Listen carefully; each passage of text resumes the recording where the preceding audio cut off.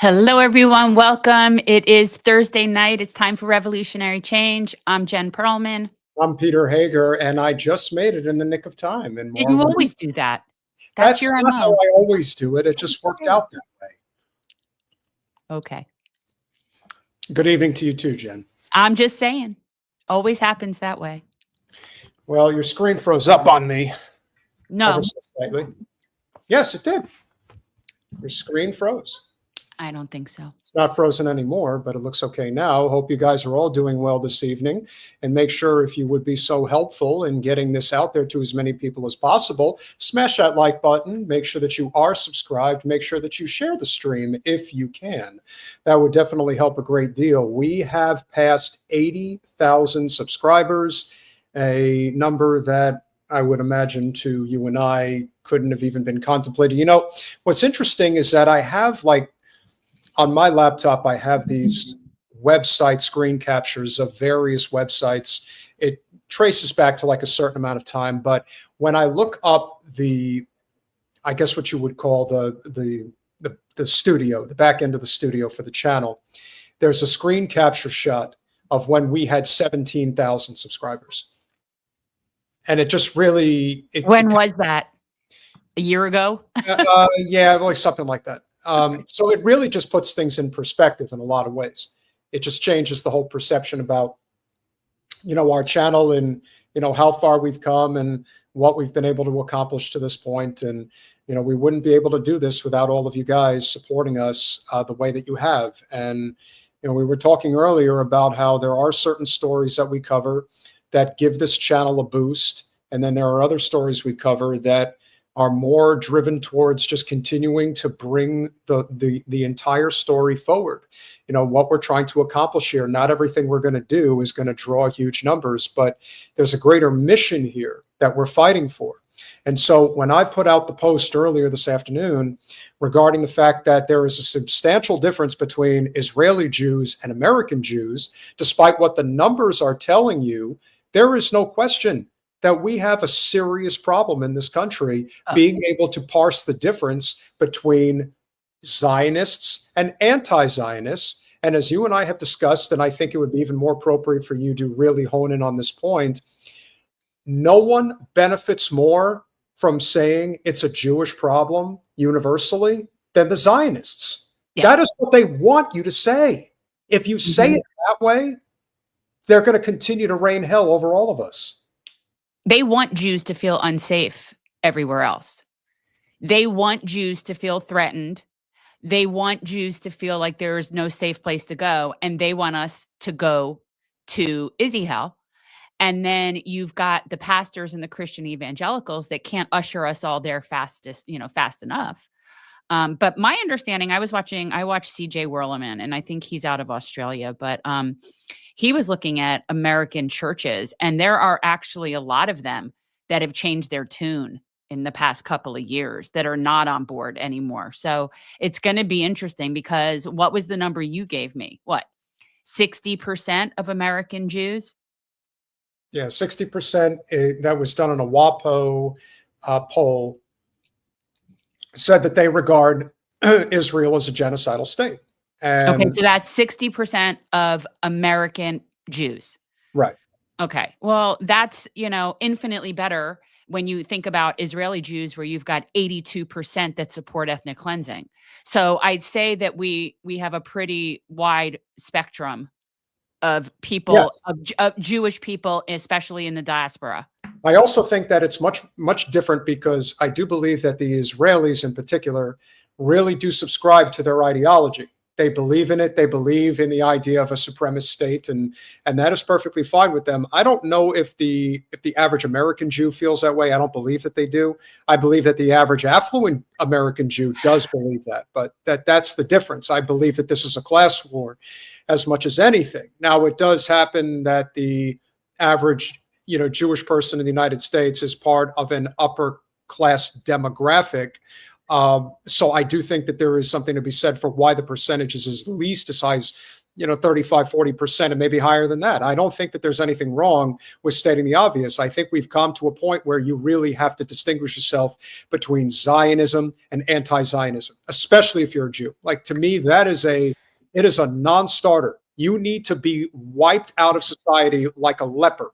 You should be shamed and disassociated from everything. Now, right now, the Zionists have a firm handle on our culture, and they're going to continue to have it for quite some time because of the amount of financial control that they have. But they don't have the numbers. That, more than anything else, I think has to be the message that gets honed in from everybody. Why this is so important. Why the numbers are on our side, not on their side. And we're going to get to John Hagee and Ted Cruz later in the evening, but if there is a place that I think is appropriate to start, one thing about the Zionists, much like our federally elected representatives, especially the crooked ones, they don't like to be confronted. They don't want to be bothered. And they see the average person, especially one that is not within their class, as beneath them. So that's why when the Free Palestine movement confronted the Zionazis at Carnegie Hall the other night, there's a reason they all reacted the way that they did. And it wasn't one person. What the video will show you is it was a universal response. Now, what were they at Carnegie Hall for, Jen? There was an Israeli symphony or Israeli something? Israeli Philharmonic. Okay. It's at Carnegie Hall. Well, they're probably not welcome in a lot of other countries that they used to go to, but they're safe here. We welcome psychopathic, genocidal lunatics with open arms here. For now we do. Here's what happened the other night. She just punched my phone. It's on video. Okay. Oh, call the Palestine police.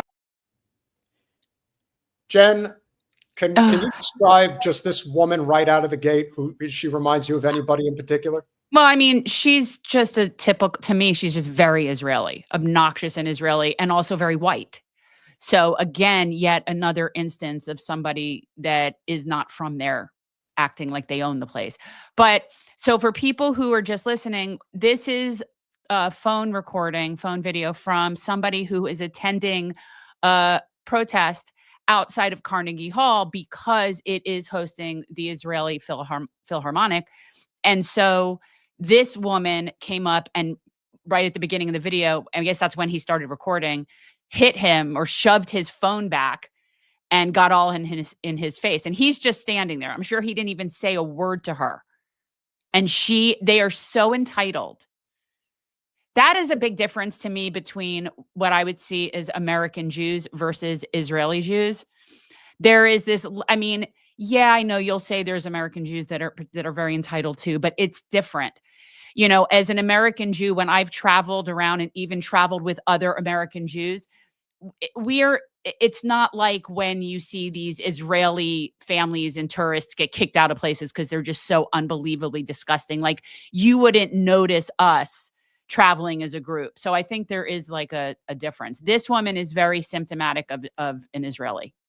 Well, if I was to take a guess, I would say that she isn't from Israel. She's actually from the North Shore of Long Island. That was the vibe that I got. So I don't know.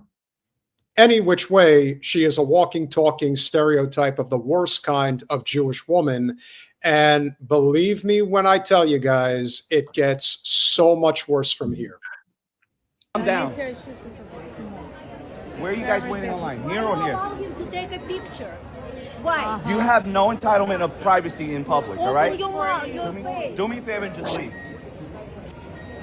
You would better tell them to leave. Yeah.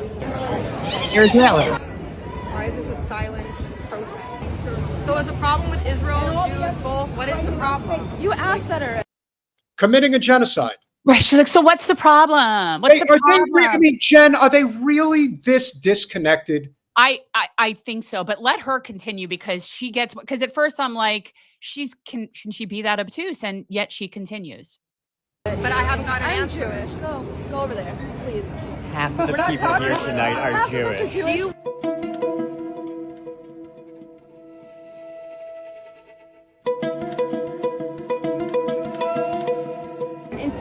acting on behalf of an illegitimate state. The Israel Philharmonic plays a public role in the official state propaganda campaign titled Brand Israel, which uses the arts to distract from Israel's crimes. Palestine is free, bitches! That there she's back. She's got to come back and get all in their faces. See, it's a level of malcontent with themselves and insecurity that gives them this. See, they have no heritage. They have no tie to that land. They have no connection. They have nothing. And they know they have nothing. So this is all they can do. That's why they lash out at the whole world, because they're just they're so vapid. Well, she did cut off half her nose, so maybe she took off half her brain with it at the same time. You never know. Okay, I have to say, there really is something to be said for how, without hesitation, they will physically hit people, they'll assault people without even thinking about it. Because they have never had consequences. It's an entire nationality of people that have, we've talked about people that don't get put in their place. This is an entire nation that has not been put in its place. So yes, they're running around like rabid dogs. What's even more amazing, before we continue, is that just taking the worst offender that we've seen so far, if she was in a situation, just hypothetically, where she did do that in front of a police officer, and that police officer decided to actually do his job and arrest her for assault, that woman would be bawling her fucking eyes out like nobody's business about how I felt threatened. He was going to hurt me. I had to do it. They would never, they're not defiant. That's the thing. They're defiant before anybody actually puts them in their place. But if somebody would have put her in her place, she would crumple like a sack of bricks. Well, my point is nobody would do that. And if there was a police officer there, I guarantee you they would start shit with the silent protesters. They would be going after the silent protesters. They would be instigating with them. Otherwise, police don't exist. They exist to agitate and oppress and patrol. They don't exist to help us. Well, the fact of the matter is the police, particularly the NYPD, are there to protect Capitol. And all of those people that are going into that building are worth a lot of capital. That's what it comes down to. Let this dumb one, because she thinks she's so smart.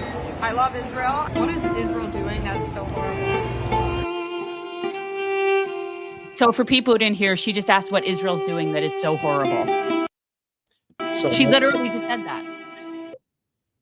Genocide, ethnic cleansing, apartheid, ethno-supremacy practiced and legislated, more than 77 years of European Zionist theft of Palestinian properties, homes, land, culture, cuisine, and Semitism, denial of the right of return for 6 million stateless Palestinian refugees, a European Zionist settler colonial project, to steal Palestine that officially kicked off nearly 50 years before European Christians' heinous Holocaust of their European Jewish compatriots in Europe, and nearly 50 years before the creation of the UN. What is a genocide? Let's talk about it. Israel wanted to commit a genocide. They would have killed everyone there. Okay, that bitch. Does anybody want peace? Can you say, oh, kill it, oh, kill it. Palestinians hate you. The real Palestinians are against you because you do nothing to help them. But don't worry, the Jews are going nowhere. You are just jealous. The only democracy will be the best.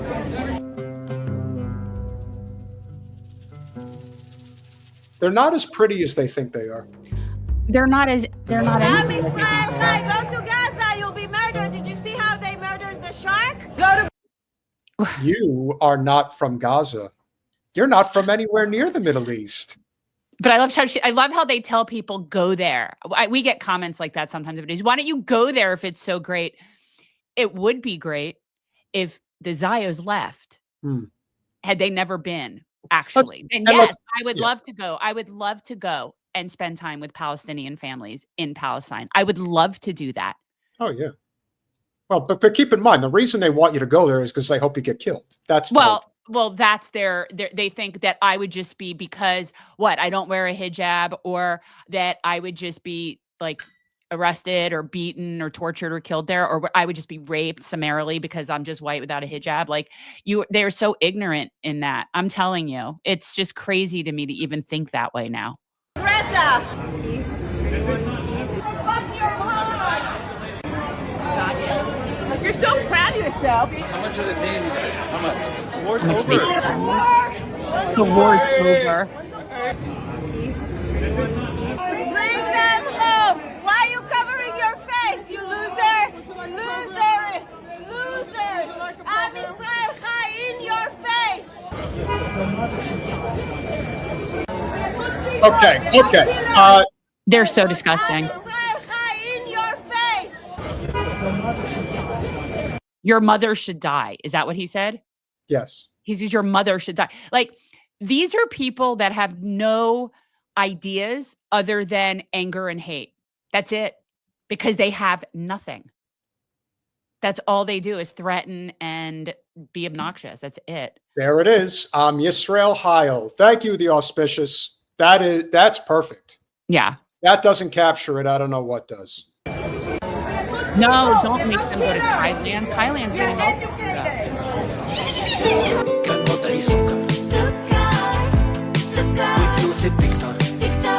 They're disgusting. They're disgusting. They're seriously, they're a blight on humanity. It's not just that. They're so, I mean, listen, I don't mean to, I only observe based on what I see on the inside that is projected on the outside, but these are some really ugly people. Like really ugly. I can't look at this anymore. Take it down. Just make it go away. They're just so despicable. And it is getting more and more apparent to more and more people. Like every day around the world, somebody comes into contact with one of these psychos. And that's one more, right. And they're getting welcome in less and less and less places. Like their little world is going to keep getting smaller and smaller and smaller and good. Yeah, I just can't be near them. That's my thing. Like I'm moving someplace where they won't exist. I think a lot of people feel that way. And I think at the end of the day, as we have seen, and, we were talking earlier, Zohran is going to become the next mayor. And there is no question in my mind anyway, that one of the things that is going to end up happening, however significant it's going to be, I think will remain to be seen. But they keep talking about, the Bill Ackmans of the world that are going to leave New York City, that they're going to relocate. Bon voyage! Like, first of all, you can't get out of there fast enough. God, good. And where in the United States with your gauche, tasteless, cultureless approach to the high life would you be accepted? And the only place that comes to mind is Miami, Florida. Oh, they'll all be down. They'll come. And I wish it were just Miami, but unfortunately it's the Tri-County area. But yeah, that this is where they're all going to come. And that's like, look, I'm leaving, so I don't care. They can have South Florida. Everything south of Lake Okeechobee is going to be underwater in 20 years anyway. So let them have it.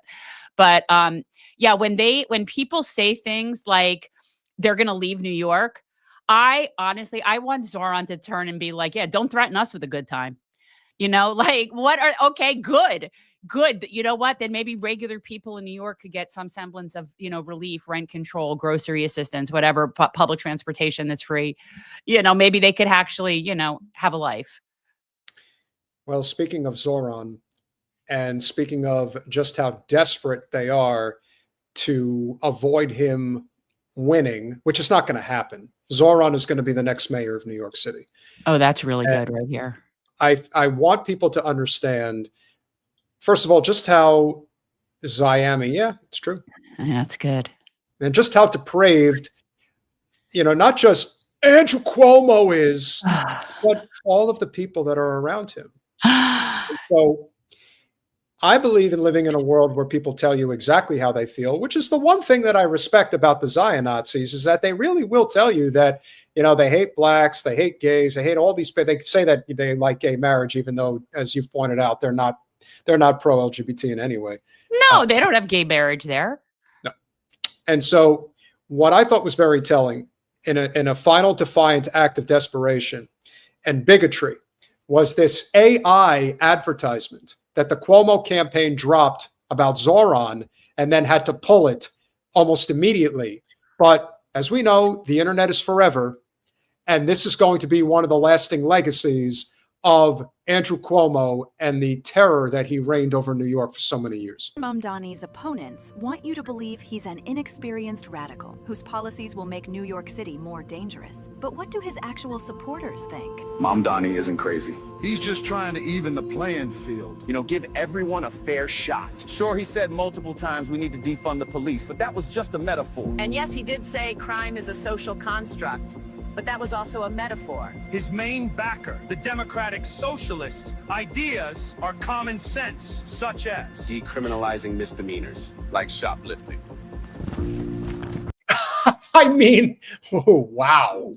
So I'm confused. So this is a ad. I thought you said it was an ad that Cuomo put out. this is an ad that Cuomo put out and then pulled it immediately. Okay, so it looks completely AI to me. It is AI. Okay, these people are pathetic. Yeah. So it's an AI ad, and they're immediately putting a black man with a keffiyeh on, no less, and with a mask on, and now he's shoplifting in a CVS pharmacy type. No, he's not shoplifting. They're making him look like he's far left, and he was like a mask forcer. Yeah, no, but they're saying that he's going to decriminalize shoplifting. That's what he said. Oh, there's more, and it gets worse. Third-degree assault, trespassing, prostitution,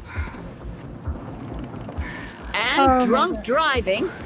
With plans to decriminalize all drugs, Mamdani will be a job creator for drug dealers. Instead of helping us homeless get off the streets and into the mental health facilities we need, that's not a real person. He wants to give us safe injection sites to do crack and let us sleep in subway carts. These are actual policies Mamdani and the DSA want to implement on day one. When a woman's being domestically abused, she finally won't have to deal with some pesky cop to arrest the abuser, but now a social worker to help, kumbaya the situation. The irony of Cuomo putting out an ad about abusing women. Breathe out. Mamdani is finally lowering jail sentences. Guilty!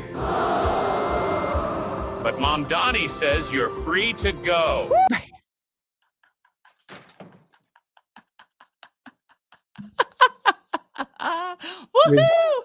I mean, give them credit. If they're going to go for broke, they might as well go for the home run. It's just so off the wall that it really reminds me of like a Saturday Night Live skit. It's ridiculous. Yeah. Right. It's the ultimate straw man farce, but nobody's buying this. I don't think that anybody's buying it, but hey, remember, like you said, sometimes ads are not meant to get new voters. Sometimes ads are done specifically to reinforce the echo chamber of the people that they already have. That is what they're doing. Oh, it's so bad. Who cares if legalizing prostitution statistically leads to an increase for sex trafficking of women and young girls by 70%? You can't have safety without equality.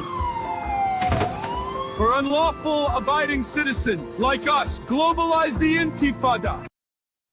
Okay. At least he called it, they read it correctly. Normally when they say it, they call it the intifada.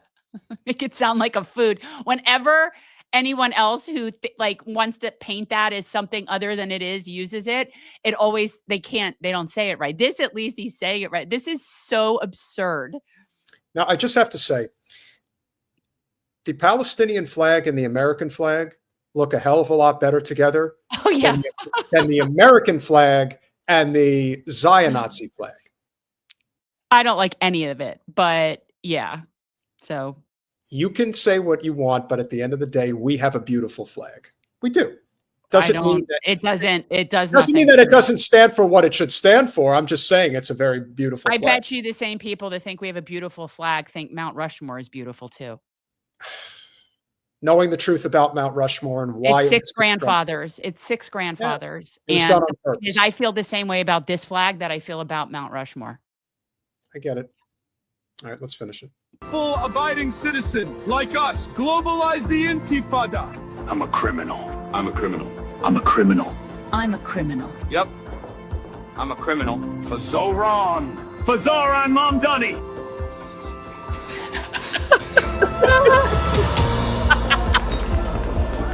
I didn't have a real job until I was 30, but sure, give me the keys to the city. What's the worst that can happen? Oh, that's so great. It's like Escape from New York. Considering that so much of New York has ended up that way. But, you know, what we talked about earlier, which I think is very important to point out here, is that when there was a pushback on crime in New York from everything that transpired in the 70s and 80s as a result of the Vietnam War and which, of course, to me was always about getting the natural resources, particularly the poppy, the opium, and of course, you know, bringing the heroin to the States and trading it. And so much of it was ended up being traded in parts of New York like Harlem, which is what really destroyed so many of these communities. There was a early 90s reversal in terms of policy because New York was in such bad shape. Is this done? Yes. Okay. Well, actually, there's a second. Let's see what else. Paid for by Cuomo for NYC. Well, let's not forget that that's who paid for it. People are so sick of the fear mongering and nobody's buying it anymore. There's like a handful of people that watch Fox or whatever that other one is that hear terms like socialism and communism, and that's it. That's all they need to hear, and they hate somebody. But it's a very small group of people, and the Jewish community predominantly supports Mamdani. They do. So I know, like, he has the majority of Jewish voters in the city support him. So and the other thing that's very telling is that what you'll also notice regarding the support, particularly from the Jewish community, is that anybody under the age of 45, it is universal that they support Mamdani. This is very much a generational change that is happening here, and a lot of people want to ignore it. It's kind of like when, you know, Russell Dobular from Do Dissonance was filming people at the No Kings March, and they tried to get a Free Palestine chant going. The young people were willing to chant it, but the older people were not. No, just like Karen with the Resist t-shirt goes up, and she's like, well, you're going to make it all, you're making it like we're all, you know, anti-genocide, pro-humanity. Well, we wouldn't want to do that, Karen. Definitely not. But again, this gets back to, why is this happening? What we're seeing right now in terms of New York, has the city been cleaned up over the past, few decades? Yes, it has been. And I'm not even going to say that there was too much that was that bad regarding Giuliani. I think as a mayor, he overall did a good job. But the things that Bloomberg did to New York over a 12-year period, the things that he set in motion, the gentrification, the insane cost of living, this is all kind of coming back to get him now, because so much of who has benefited from the city becoming as clean as it is are people with a lot of ways and means. How do working class people afford to live in Manhattan? I don't think they live in cubbies. They have like bathrooms in the hall, and they have like infestations, and they don't live nice. No. They're working people cannot live nicely in New York. No, you can't. So how do you have a functioning city? Struggling to live, and your place is probably way under par. Yeah, the only way you really can. I mean, I know people that still have a rent control department in New York, and that's pretty much the only way that they're able to live there. You take that out of the equation. I mean, we had, forgot the lady's name who came on as a guest on the show. She's like, listen, the only reason I could still live in New York is because my apartment's rent controlled. Right. And so, there is some of that. There is some of that. But for the most part, working people are not welcome there. Yeah. No, that's definitely a big part of it. And so Zohran is going to win. And we'll see if he's able to implement any of these very marginal changes that he's hopefully going to at least have a chance to do, because then you'll at least see for sure whether or not any of his policies actually make any sense. And I have maintained that the only way you can counterbalance this complete runaway capitalist nightmare that exists, especially in places like New York City, you have to mix capitalism with socialism. There's no other way. And if you think you could do it any other way, then you just hate people in general and don't want to see them succeed. There are people that actually enjoy this idea that they can, it's keeping up with the Joneses problem. It's an affected state of being. It's very East Coast blue kind of vibe. It's like, my neighbor has a BMW, so I'm going to get a Mercedes and I'll show him. Yeah, and all I aspire is to live somewhere where I never see a Tesla. Where I'm moving, you won't see a Tesla. People there would laugh at those people. But anyway, what I wanted to say is that the current administration, Eric Adams' administration, has brought back Bloomberg's stop and frisk. And my understanding is that has been running rampant yet again. I'm sure. And somebody like Mamdani, regardless of what he's able to institute in terms of, city-run grocery stores or free public transit, I don't know. But do I think he'll be infinitely better regarding crime, or what I now will refer to forever as the punishment bureaucracy? Yes, I do think that is an area wherein he will be able to make improvements without ruffling too many feathers. Here's hoping for the best. Now, you wanted me to show this clip, and this is going to be a two-parter because we have been very adamant about why the Zionist state is going to continue to push forward this agenda. There are a couple of things that were interesting regarding the 60 Minutes interview from Sunday with Leslie Stahl interviewing Witkoff and Kushner. I want to preface this with, to understand just how psychopathic a liar these two men are, you have to take it from somebody who actually is an American living in Gaza and can attest to this. So, Jen, what is this lady's name? Okay, so this is separate from that part, what you're talking about. I'm not sure why you're connecting it to the Jared Kushner Witkoff thing. So, guys, on Instagram, I follow a woman. Her name is Morgan Cooper. She lives in Ramallah, in the occupied West Bank. She's married to a Palestinian, and she's raising her two children in occupied West Bank. And she runs an organization called Handmade Palestine. Guys, definitely go check that out. That's where I got my keffiyeh. It's where I've bought, they have really good stuff, and it's all by Palestinian artisans. And they even, it's just really cool. Anywho, so we had talked about this last week about the interview where it was Hillary Clinton and Condoleezza Rice. And we addressed this ridiculous comment that Condoleezza Rice made regarding what Palestinians need to do. Like, honestly, I don't think I've ever seen a Black person white-splain quite at this level. Because that's what the Palestinians need to do is teach their children that Israel is a neighbor and Israel has the right to exist. And it's incumbent on the Palestinian parents to get their children properly taught that Israel is a friend and isn't an oppressive regime, right?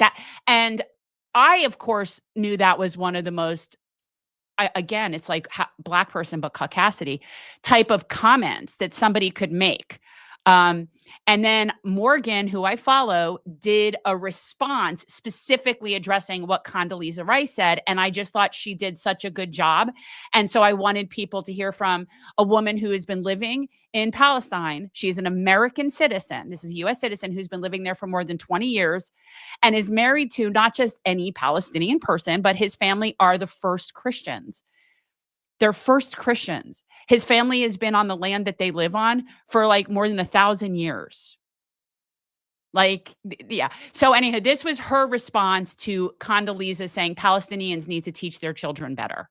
My name is Morgan Cooper. I'm a U.S. citizen and I live in occupied Palestine. I have been living in occupied Palestine for over 2 decades, and I am raising my 2 small children here with my husband, who is a Palestinian First Christian. And all of that is really important because I want to respond to an interview I saw, I believe it was on CBS, of former Secretary of State Condoleezza Rice next to another former Secretary of State and more criminal Hillary Clinton, in which they say that it is on Palestinians, if they do truly want their own state and sovereignty.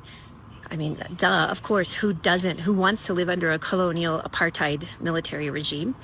That it is on Palestinians to start teaching their children differently and better. And we should stop teaching our kids that there is no Israel or the future is without Israel or these lessons.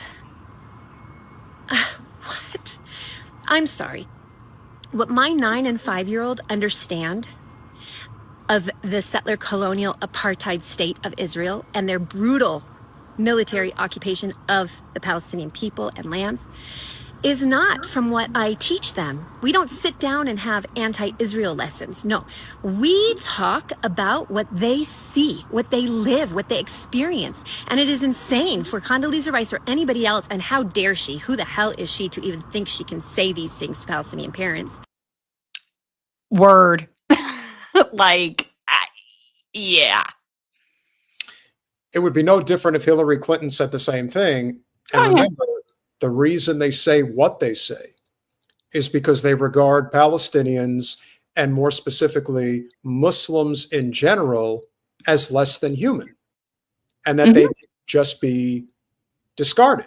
It's not even just Muslims, because let's also address the fact that they've been attacking Christians a lot lately in Christian churches, and they won't let the Christians get into the Church of the Holy Sepulchre. But anyway, she's about to now go into and explain her 5 and 9-year-olds' regular lived experience why they would possibly think that they live in an oppressive regime.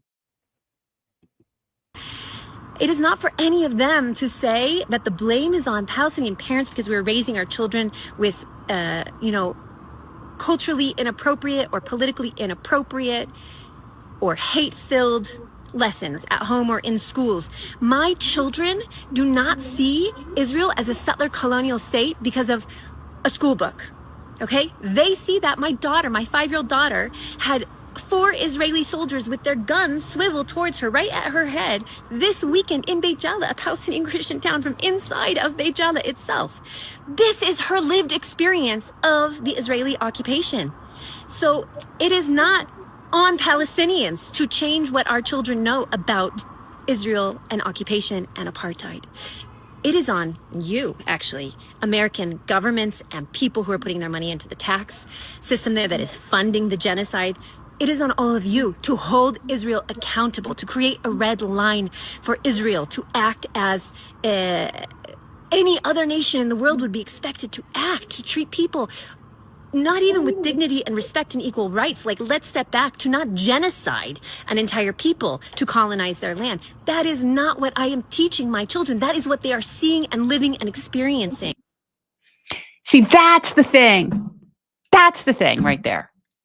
That was the sentiment that I wanted to get out, but I obviously would never do it as much justice as Morgan. But yeah, Condi Rice, that it's just the Palestinians need to better teach their children to accept being oppressed. Is that really what you're saying? Coming from her, it's exceptionally gross. But they will never apologize. That's the thing that I don't think people truly understand, why it is so grotesque, why it is so bad that you can just completely dehumanize an entire culture, an entire race of people, and to deny that that is their homeland. Again, the very telling makeup of the people that were at Carnegie Hall saying that you're just jealous of Jews, love Israel. None of those people, none of them are native to the Middle East. None of them. It's just all made up stuff.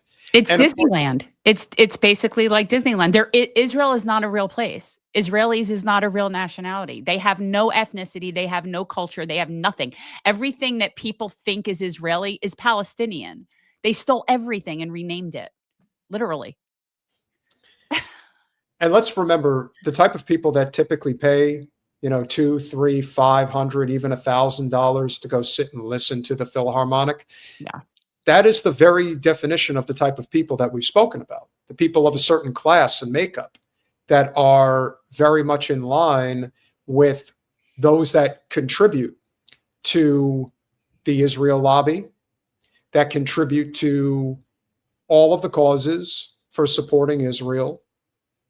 And even in the face of what we now know is what is going on and what the plan has been What we always suspected the plan was, we're going to show you a brief clip from 60 Minutes. Now, this may have been missed by a lot of people because even I initially didn't catch it. The plan has always been in place, which is why I think it's safe to say from both of our perspectives that October 7th, like 9/11, didn't just happen by accident. Now, I'm not saying who was responsible or who did it. I don't know. But I know enough to say that there's a hell of a lot of smoke. And where there's a hell of a lot of smoke, there is often a very big raging fire that is just ready to explode. So, from the interview on 60 Minutes between Leslie Stahl and Steve Witkoff and Jared Kushner, some very pointed words were said that I don't think too many people caught at the time. Part of the plan is the reconstruction, the rebuilding of Gaza. And you're builders, you've been in real estate. As you said, it's extremely complex. Tell us more about the plan and how much it's going to cost, where's the money going to come from, and who's going to award the contracts? 3 questions. I think it's going to cost a lot of money. What's a lot of money? You know, the estimates are in the $50 billion range. It might be a little bit less. It might be a little bit more. I happen to think that that's not a lot of money in that region. That's not first and foremost, whack off. 50 billion with a B, not a lot of money, Jen. $50 billion, not a lot of money. Not a lot of money. Not a lot of money. That's more money than a lot of whole countries are worth. You're talking about a redevelopment project that clearly is tailored towards, if it's $50 billion, who do you think is getting those contracts to get in there and redevelop the area? The exact same people that are getting the contracts to go in and redevelop Ukraine. The same people who will be given contracts to go in and redevelop Taiwan if, God forbid, we try to start trouble there. And in the end, it's BlackRock, it's State Street, it's Vanguard. You were pointing out the other day how More Perfect Union did a video about just how bad the average chain restaurant food is today when you go out to eat. It's a Cisco problem. So, guys, we always promote More Perfect Union. They do great work over there. And they had a piece they did, and it's a couple weeks old already. It's not their most recent one. And it has to do with the complete monopolization by Cisco over the restaurant industry and what that has meant. And I've noticed it over the years that the food all tastes the same. And this really breaks it down. But anyway, yeah, it's all the same. Well, when you go into a supermarket and you look at an aisle and we get a lot of variety in this country. It's really absurd. Well, it's fake variety, but it's so ridiculous. You go into a market in any other place, it's not like that. You don't have like 1,000 flavors of Cheez-Its. So, you know, when you go into a supermarket here and you look at an aisle and it looks like there's a whole bunch of different brands, if you were to consolidate that to the companies that actually own all those brands, every single thing in the aisle is owned by 5 companies. And on top of that, that's just how it is. And so it's the same in the restaurant industry with Cisco. Yes. And so with Cisco, just as we alluded to, who is going to get the contracts to redevelop Gaza? Exactly. The same people that are going to get those contracts are the same multinational private equity mega giants, State Street, Vanguard, and BlackRock. They own Cisco. They are the reason your food tastes like shit. And Unilever is true. Unilever is true. That's also a problem in a supermarket. Unilever, yes. Yeah, yes. in the supermarket, yeah. Yes, I agree. And so in the end, what it really comes down to is private equity is the end game of capitalism. It is the monopolization of all resources for the sake of profit. You will own nothing, you will like it, and you will not enjoy anything because it is all meant for profit. All of it. Yes. And what you also discover is that some of these very viral videos are popping up on social media all the time now, especially on YouTube, of people going to other countries and eating their food and comparing it to what it's like eating food here in the States. No comparison. No comparison. Region, you have governments that are going to jump on in, and so the Middle East countries are going to provide the money. What you'll see European participation and so forth. They can't help I themselves. think the beginning of this plan is how to get it going, and that's what me and Jared work on all the time. The money raising, we think, is the easy part. We think the money raising is the easy part. The easy part. 50 billion, we got that. That's easy. The hard part is making sure that the genocided communities with their surviving family members won't want to come and, I don't know, bring jihad to us for doing that. Oh, I thought he was going to say the hard part is bulldozing so many bodies out of the way. Hey, that's going to take some time, Jen. It's a lot of rubble there to get through and a lot of broken. I guess we don't know what the hard part is for them. That happens relatively quickly, but it's the master plan, and we're working with a group of people who have been working on master plans for the last 2 years. I'm gonna play that. I'm gonna play that. Plan.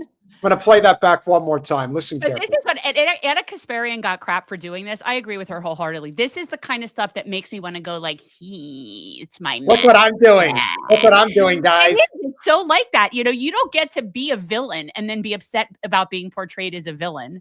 What's even more amazing is that there actually is this Zionazi that has the entire physical manifestation of the shifty Jew rubbing his hands together. Like he has the whole nose and the forehead and everything. Horrible. Yeah. Sorry, it's just funny. One more time. We're working with a group of people who have been working on master plans for the last 2 years. For how long? For the last 2 years? Which means, Are you giving away the game there, Mr. Witkoff? That's really saying the quiet part out loud. So there are plans already. We have plans already. We have a master plan already. And by the way, and Jared's been pushing this, and we're working together on it. Jared doesn't look happy. I think if the world saw the progress so far, they'd be pretty impressed. Jared's like, you weren't supposed to say that. This is how you know Witkoff's not a politician. Well, no, that's the whole point. Trump put a whole bunch of people in there because he didn't want that whole thing.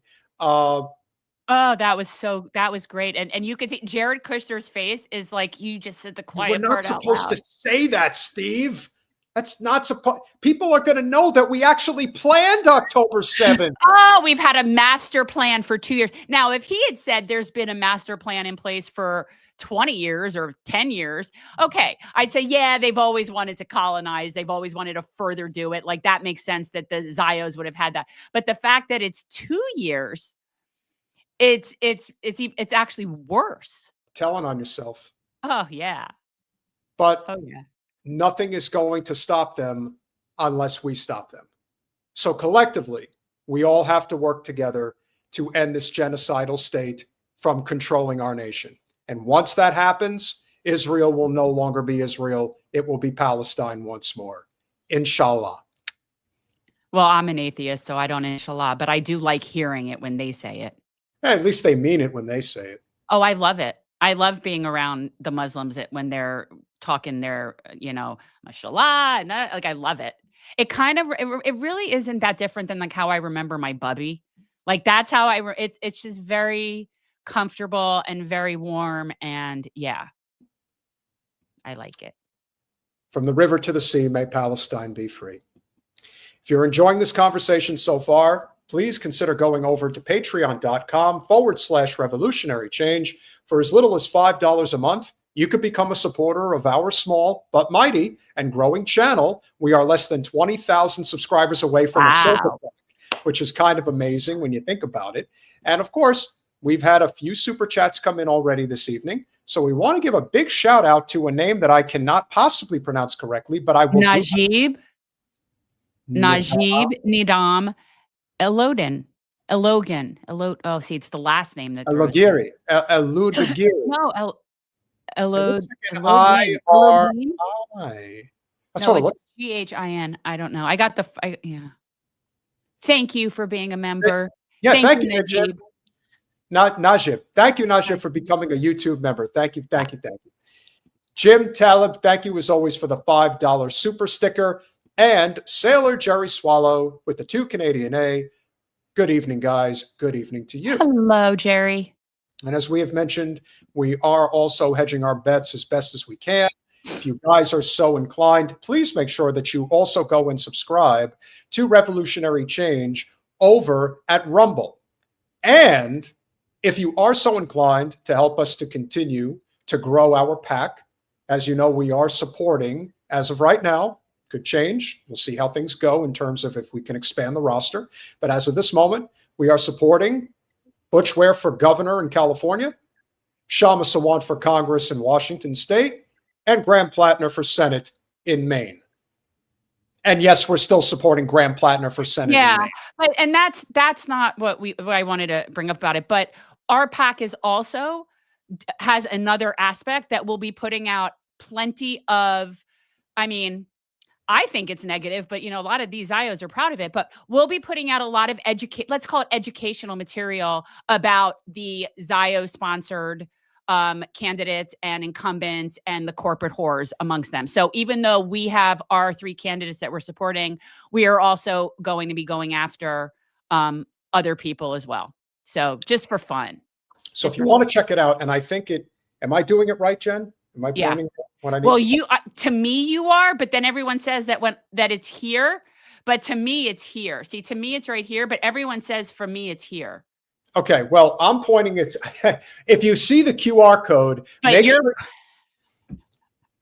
just scan the damn code, just so that you can check out the website if nothing else. It's our PAC.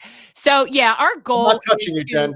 Our goal is to call out the corporatism and especially the foreign influence that is plaguing any semblance of our electoral process. I mean, I am not delusional to think that we actually have a democracy, but this is more of a fighting fire with fire approach. And we are a super PAC, so we cannot coordinate with any of the aforementioned campaigns.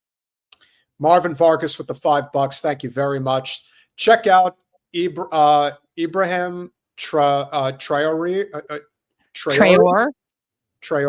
show letter from Bibi to sell out Burkina Faso for corporate benefits. Burkina Faso. That's the new guy.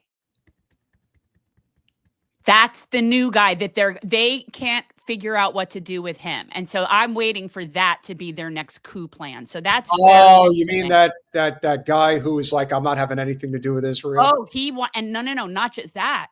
He wants all of the colonizers out of his country. Now, right? Yes. Right. So they don't want the French there anymore. They don't want to be colonized. It's shocking. I know.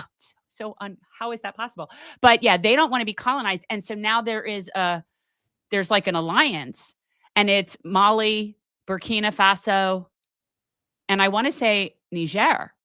I think that, but I'm not entirely sure. It's a West African trio, but yes. So now that makes sense. So they don't know what to do with him. Well, the other thing you have to remember about a lot of these nations is that this is where getting the backing of China becomes a very powerful deterrent from the U.S. trying to go in there and cause trouble. And according to Colette, there have already been 7 assassination attempts against this. Does not surprise me at all. At all. He kicked out the colonizers and wants to help his own people. We can't have that. No. Why else are we picking a war with Venezuela? Forever. Not allowed to control your own resources. Not allowed. No. What's ours is ours. What's yours is ours. And if you dare to tell us that it's not ours, then we're going to put someone in your seat that does agree with us. Which also makes you wonder why people think it's such a it's so far-fetched to think that our country doesn't do coup d'etats, doesn't assassinate influential people in the political arena. Why do you think that's such a hard thing to comprehend? It's not at all hard. It's commonplace. As soon as there is any foreign state, any state that has a leader that wants to help their own people and not be our bitch, then they have to go. They have to go. And then there'll be all sorts of different false flags and all sorts of ridiculous things, sort of like shooting drug traffickers off the coast of Venezuela with no evidence whatsoever. All of these are things that they think will help facilitate consent. That's what they're trying to do. They want to manufacture consent for us to go and invade these countries. So that's what they do. That's their MO. And so anything that's happening between Zios hell and Burkina Faso is not on the side of the people of Burkina Faso. I think you're just talking conspiracy theories. So let's bring in another conspiracy theorist while we're at it. He is not. He is the former host of Redacted Tonight and is the current host of Unredacted Tonight. He's funny in a good way, and he is a friend. Lee Camp, welcome back as always to Revolutionary Change. Hey. Hey, guys. Thanks for having me. I appreciate it. Absolutely. And I did try to get my twofer, but I know you guys have littles. And so as a result, you have to do like the tag team thing. So that's okay. Yes, that's okay. Yes, indeed. I appreciate that you're here. We have a lot to talk about. I don't know what part of what you were hearing, but somebody had brought up the Burkina Faso guy. And so we went off on a tangent. Traore? Yeah, Traore. Is that how you say it? Yeah. I can picture him in my head. It's how I say it. I mispronounce everything. Luckily, I think my fans have just come to accept that. So, yeah. Well, I'd like to know what the over/under is on how long he's going to live. It's to the end of the year and to next summer. He's revolutionary. We want him out, but luckily he doesn't have as much oil as Venezuela. So, no, and the thing is, he's someone that strikes me as he's completely prepared to die. Like he knows that's like that. He completely understands the whole game. Basically, the leaders you see that come to power, socialize things, nationalize things so that people can benefit from it. They immediately see the laser pointers floating around their head, and they just like have accepted it, I guess. Yeah, well, these are people that are willing to do that because they'd rather die on their feet. Yeah, it's pretty impressive to see. I don't know why when you were talking about like the people, the countries we take down and everything. One of the fun ones that I feel like people don't really talk about. It was very quiet. This coup, or partial coup or whatever you want to call it. Argentina's collapsing right now. We just gave them $20 billion to try and prop them up because of Milei's insanity. And why is Milei in office? Well, because the vice president of the last administration that was hugely popular. Well, I forget her last name. Start with a K. But anyway, she would have won the presidency. They would have had another left-wing, leftist president. But we helped organize a lawfare coup against her. So she got charged with garbage. And because she's over 60, she didn't have to serve time in prison because that's their law there. It just meant that she couldn't run for president. So we made sure that she was not in the running, which allowed Milei to get into office. That sounds so us. That's so us.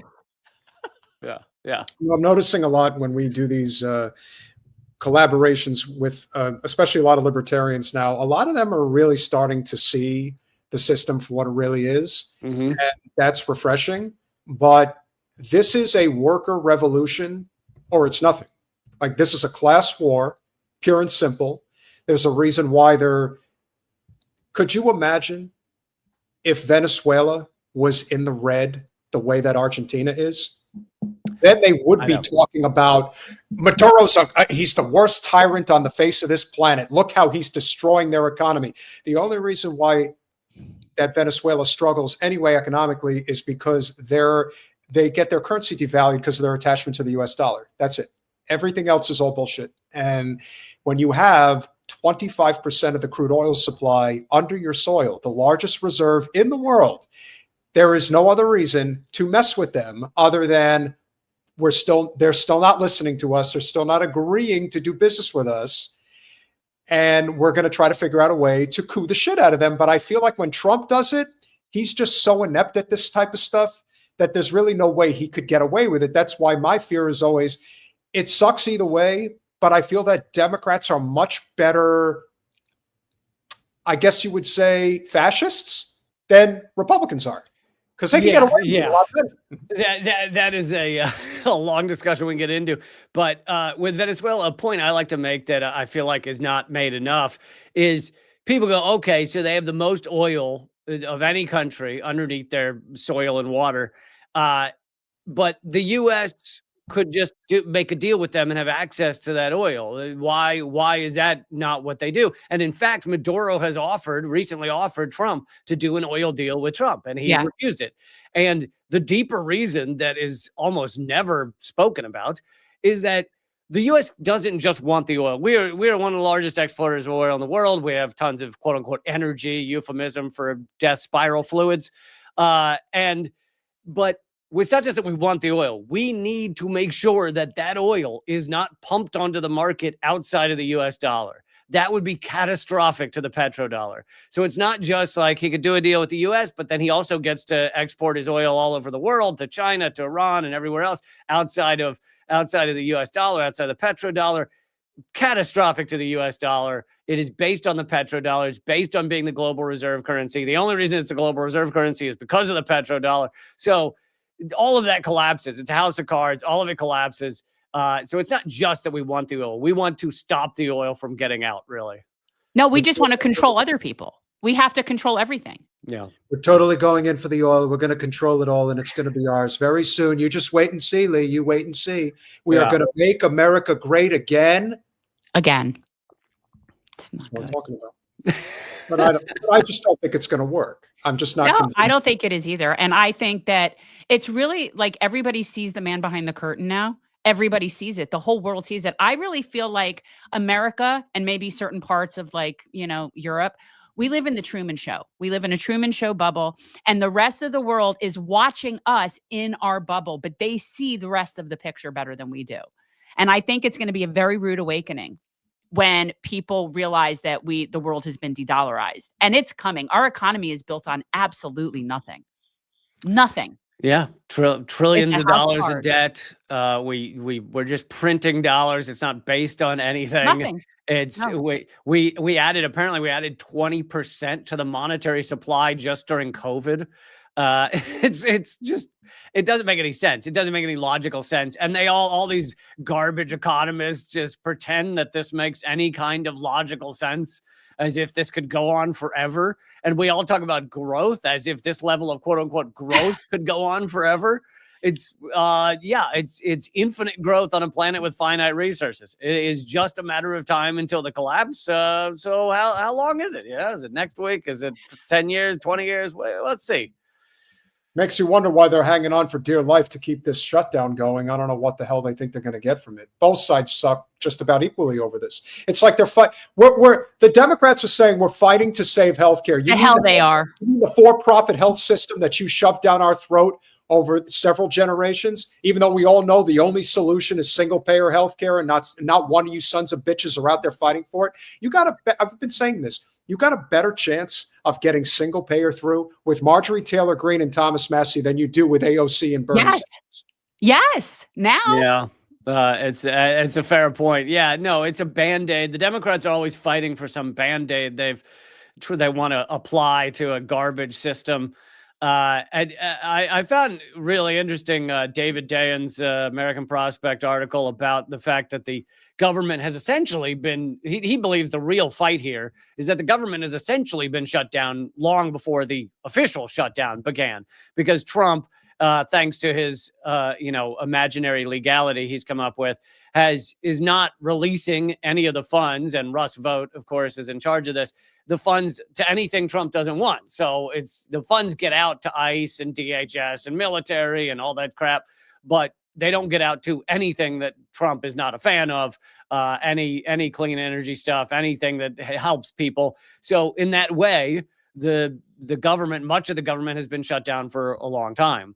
And so we're seeing that battle work its way up the courts in our garbage court system. So it's fun to watch. It is. It's entertaining, but horrifying. And what I want to know, and why more people aren't asking this question, is, are our representatives, they're getting paid, right?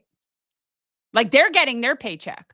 Because I don't understand. That's something that I find interesting, that when anybody interviews somebody about the shutdown, you're interviewing these representatives. I say that very, very lightly. Why is nobody asking them, so are you still getting your paycheck? Because I think that's something we should know.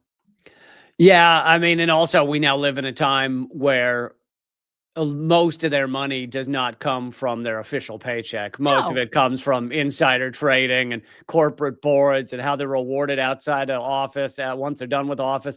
And so, you know, there's a little bit. Yeah, I think it'd be interesting, and I think they are getting paid as they're debating this. I think it'd be a good question to ask them. I just wonder whether they care that much about the whatever few hundred thousand they make from their official job description while they're making, you know, millions from insider trading. But well, I do think it's inevitable that we're heading for this collapse. There's going to be some type of a referendum on this entire system, because as much as anything, you've got two elements working completely against the interests of the ruling class. You've got Israel, which is inevitably going to break this system. But then you also have this complete free-for-all of disregarding the rule of law. And nothing is more crystallized when it comes to that than insider trading. And it's on such a massively obvious scale to the average person. Pelosi, Wasserman Schultz, the list goes on and on. Even Marjorie Taylor Greene does it. Now, she doesn't do it anywhere near at the level that some of these other creeps do it at, but Ro Khanna. What do you mean even? Are you pretending she's moral? Oh, seriously. No, she just doesn't take AIPAC money. Okay. So, and I appreciate that she doesn't take money from a foreign entity. I do appreciate that. That's nice. We shouldn't have to point that out. Like, that should just be a given. Like but yeah, said, no, she's a bar is very low. The bar's very low. She's a corporate whore. She does insider trading. She does that shit. She just doesn't take it from the Israel lobby. So that's yeah. And it's why they don't, you know, you'll hear peeps a little bit from the Democrats about Trump and his, you know, enriching himself with the presidency, his meme coin scams, I heard the other day Barron made like $100 million from some garbage or insider trading or whatever the hell he's doing. But you don't hear it that much from the Democrats because they realize it would point the finger back at them. It's like, oh, enriching yourself with your position. Well, let's not talk too much about that. Well, that's why no administration prosecutes the previous administration.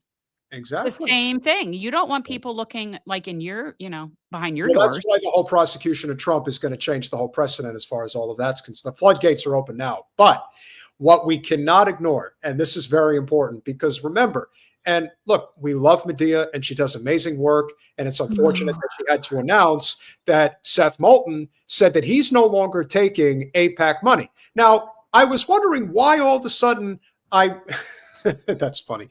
Well, I was thinking it. So I thought, yeah, that does sound good. All right, go ahead.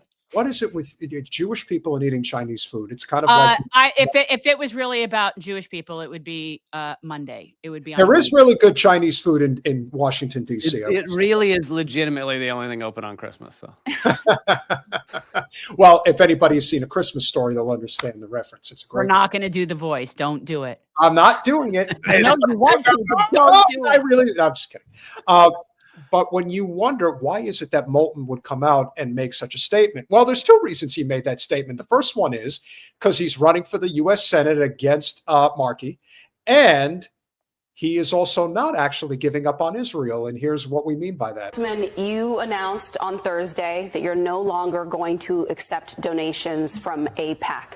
And I'm wondering if you can tell us more about your thinking and how you got to that decision. Was it a response to the base and the fact that recent polling has shown that Democrats do not support what has happened in Gaza and that they've pulled away from support for Israel? Or is it just that you yourself have seen the images of what's transpired in this war and that it's reshaped the way you see the United States relationship to Israel? Look, the United States relationship to Israel is incredibly important, but I strongly disagree with the current Israeli government under Bibi Netanyahu. And I've been very outspoken about this for quite some time. I mean, in fact, I wrote an op-ed just after October 7th, right after those heinous attacks, saying that Bibi Netanyahu needs to have a political plan for the future for Palestinians and for Israelis to live. Yeah, this shift, it's I want to see the memo that went out that was like, well, we can't defend this genocide very well any longer. Well, you know, Jen, you even said that when apartheid, racist, genocidal state, then we can just say that'll solve everything. Get Netanyahu out of office. And it's just Netanyahu. Well, Bernie does that. Bernie loves to blame Netanyahu. I have been saying, I said on Tim Dillon the other day that Netanyahu is a tyrant, and he is the reason why we can't have nice things in this country. And if we just got rid of him, all the problems would go away. But that's not true, Bernie. All the problems would not go away. And as you've pointed out, one of the things that we discovered when Jen ran against Wasserman Schultz is that she was very open about her criminality in terms of the payday lenders, in terms of the private prison lobby, in terms of Big Sugar. And once all of those things came to the surface, we're not even talking about Israel. She's never going to run away from standing side by side with Milikowski. However, once it became clear that it was politically untenable to just be seen wide in just full view of the public, that you take all of this horrifically bad corporate money, they just started getting it directly through their attorneys. The law firms just started funding it left and right. Yeah. And so Moulton's going to say, hey, I'm not taking any Israel lobby money. I'm taking a hell of a lot more attorney money. And they're taking the Israel lobby money. Right. What's happening? They launder it. They actually launder it. But I would just say that it's more important to point out, and I've said this before about AOC Pelosi. It's like, you not taking AIPAC money doesn't mean shit if you're still sending money to Israel. So what you're doing is the same. You're just doing it for free. So that actually just makes you a dumb whore. You know what I'm saying? Like, you could be getting paid for what you're doing, and you're doing it anyway. That's what this guy's offering up. He's not going to change any policy things. He's just, and maybe he has enough money from other people that he doesn't particularly need the AIPAC money. But this is by no means some sort of like morality thing. And no. Definitely not. If he the number of times he said Netanyahu in that little clip, if they're pointing everything on Netanyahu, then it's clearly not like an ethical morality thing. It's just, we've learned, the propaganda term that is going to do well for us is we don't agree with Netanyahu, but we're apparently fine with everything else genocidal that Israel has done. It really is ridiculous. And then, a lot of people have focused on AIPAC. There are other Israel lobbying groups out there, and I don't know that anyone even pays much attention to them. I don't know if people look into how much NORPAC funds these people. DMFI is a really big one too. And yeah, people don't look. So then, exactly. So he'll stop taking AIPAC money, but he'll take DMFI money or Kufi money or whatever, other thing. So exactly. And of all the senators you're going to go after, you go after Ed Markey. He's one of the least offensive senators in all of the U.S. Congress. Low bar, Peter. Low bar. In fact, I think Elizabeth Warren is more offensive than Ed Markey, but that's my opinion. Anywho, we will continue. Peacefully side by side, he still doesn't have that plan.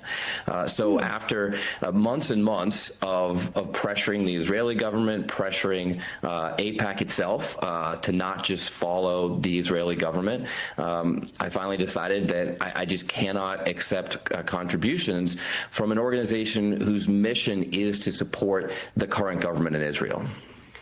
Congressman, but let me just follow up on that really quickly. How do you reconcile rejecting AIPAC money but still voting for the same policies that AIPAC is advocating for? You have continuously supported sending offensive weapons. Not true. I've frequently disagreed with AIPAC. I know you disagreed with AIPAC, with them over the but you have been voting for. Wait, slow down. I know, but I didn't finish my question. I was saying you voted for sending. You can tell how pissed off he is right now. I don't on MS. I can't believe this guy's pushing back on MSNBC. Well, this is Ayman Lee. Is that how you say his name? Or I actually don't know that guy. Yeah, so it's like Ayman. He's a Muslim, so he's one of the very few people. After MSNBC fired all their Muslims after October 7th. One person that they actually kept around as their token, I guess. Maybe not after this interview. No, come on, it's 6 of one, half a dozen of the other. But yeah, this is making the rounds now. And so Moulton's got this look of these, if he could kill. And this is the question I wish he would ask. No one's going to ask. He's like, let's get rid of Milikowski. Would you like Ben Gvir to be in charge? How about Smotrich? How about him? Would he be a better prime minister? Because I guarantee you. They'd all be amazing. Yeah, they'd be even worse. Yeah. So Ayman is Egyptian. And you listen, Okay. good for him pushing back. So let's see how he finishes it up. Weapons to Israel, which is something AIPAC has advocated for. Okay, so sure, there are some votes that we'll agree on, but the important point. What votes? What votes? You either do or do not support the Zio hellscape. Well, It's he's trying to walk such an impossible line, because he was thinking he'd just say it's Netanyahu and he'd get out and be done with the question. But now it's like, but you vote for everything pro-Israel, and he can't say no, I don't. Nope. Because he has a lot of Israel backers that support him, and he doesn't want to alienate them. So he's trying to say, I don't like Netanyahu, but I vote for everything Israel does. Yeah. These are not serious people. These are not serious people. Like the dance that he just did there, it was reminding me of, like, I forget the movie, Entrapment, I think, with Sean Connery and Catherine Zeta-Jones, and she had to crawl through this like thing of red lasers and not touch anything. All of that was just to put her in a cat suit, I think. Yeah. Maybe, but she looked great in that movie. But anywho. But like that's what he was doing, the oral equivalent of like trying to like thread that, like get through that. It can't work. It doesn't work because it doesn't work. And I don't think I don't think it's going to change. I don't see a scenario here where, the electoral cycle now is not, I mean, again, we know what corporate media is going to do. We know what MSDNC, we know what CNN and Fox News are going to do. I mean, CNN, we were just talking about Dana Bash the other day. It's like they're going through central casting right now because they know that the Ellisons are about to buy them out, and they want to make sure that they're about to be under the Ellison name. They're all auditioning. Of They're course. all auditioning hard. And now it makes perfect sense why Bill Maher is such a Zion Nazi, because he's auditioning because they just bought HBO, or they're about to buy HBO. They're on the cusp, yeah. So it all makes sense. And in the end, I don't see how there isn't this sort of revolutionary circumstance that is coming to this country. I just think it's inevitable at this point because no one trusts this government anymore. Who the hell does, other than the shit libs that just marched in DC the other day and got offended anytime they saw a Palestine flag? Like, those are the only people left. That's all that's left. Yeah. I do like all the liberals, all the mainstream media are given the real celebratory tour for Donald Trump for only allowing 9 months of genocide. Like, I love the idea that we're like, yay, pretending this ceasefire is a full ceasefire, which it's not, but we'll put that aside for a moment. They're like, yay, he only committed genocide for 9 months. That's fine. He could have done this at any point during the entirety of that time. He didn't. And yet you just watch. I mean, literally, people like Kimmel and Stephen Colbert saying, well, I got to give him credit for this, for only doing 9 months of genocide. Low bar. Yeah. Like, it's just, I knew, and I'd been saying this since 2016. Trump facilitates the revolution, and he is doing exactly that. And I am here for it, but it is scary because there are a lot of unknowns, and people want to know, well, what does that look like? I don't know. The end of the dollar being the global currency, end of American hegemony, end of the Zios state. All of those things are happening. In what order, I don't know. But we're economically screwed. There's no way, like when the rest of the world gets their shit together in terms of their currency and how they trade, and they decide they're done with us, we can't sustain ourselves. We are incapable of sustaining ourselves as we are right now. So, and the rest of the world isn't necessarily in that position. Speak for yourself. I'm a survivalist. I know how to go to the bodega down on the corner here. Exactly. I'll be fine. Well, I have a feeling that, I mean, I shouldn't presume this, but when I watch you and Eleanor, I think, like, I am of the mind that we need degrowth, small sustainable communities, and things that are not what we have right now. I don't think that the answer is solar. Okay. I don't think the answer is Tesla. I think we need to think of going back to the shit that really matters. And until people can really wrap their heads around that, then the blue places, especially like where I live, and the blue places are just going to continue in this downward spiral to capital hell. That's just my thought. Well, yeah, I mean, I agree with a lot of that. I think we need a different economic system, which actually is a thing that people can come up with. We act like capitalism is the end of history. You know, the only ideas we could ever have are capitalist.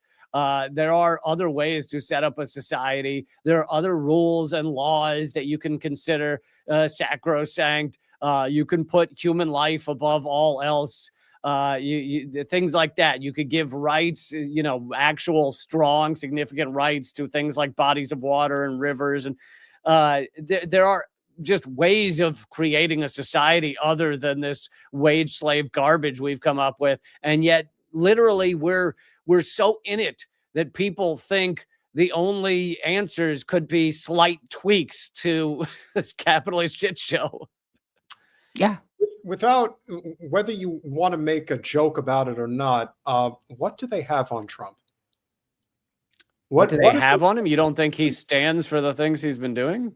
I'm convinced at this point that there can't possibly be a logical reason why you are going to threaten taxing us by giving more higher tariffs to Canada simply because they want to recognize a Palestinian state.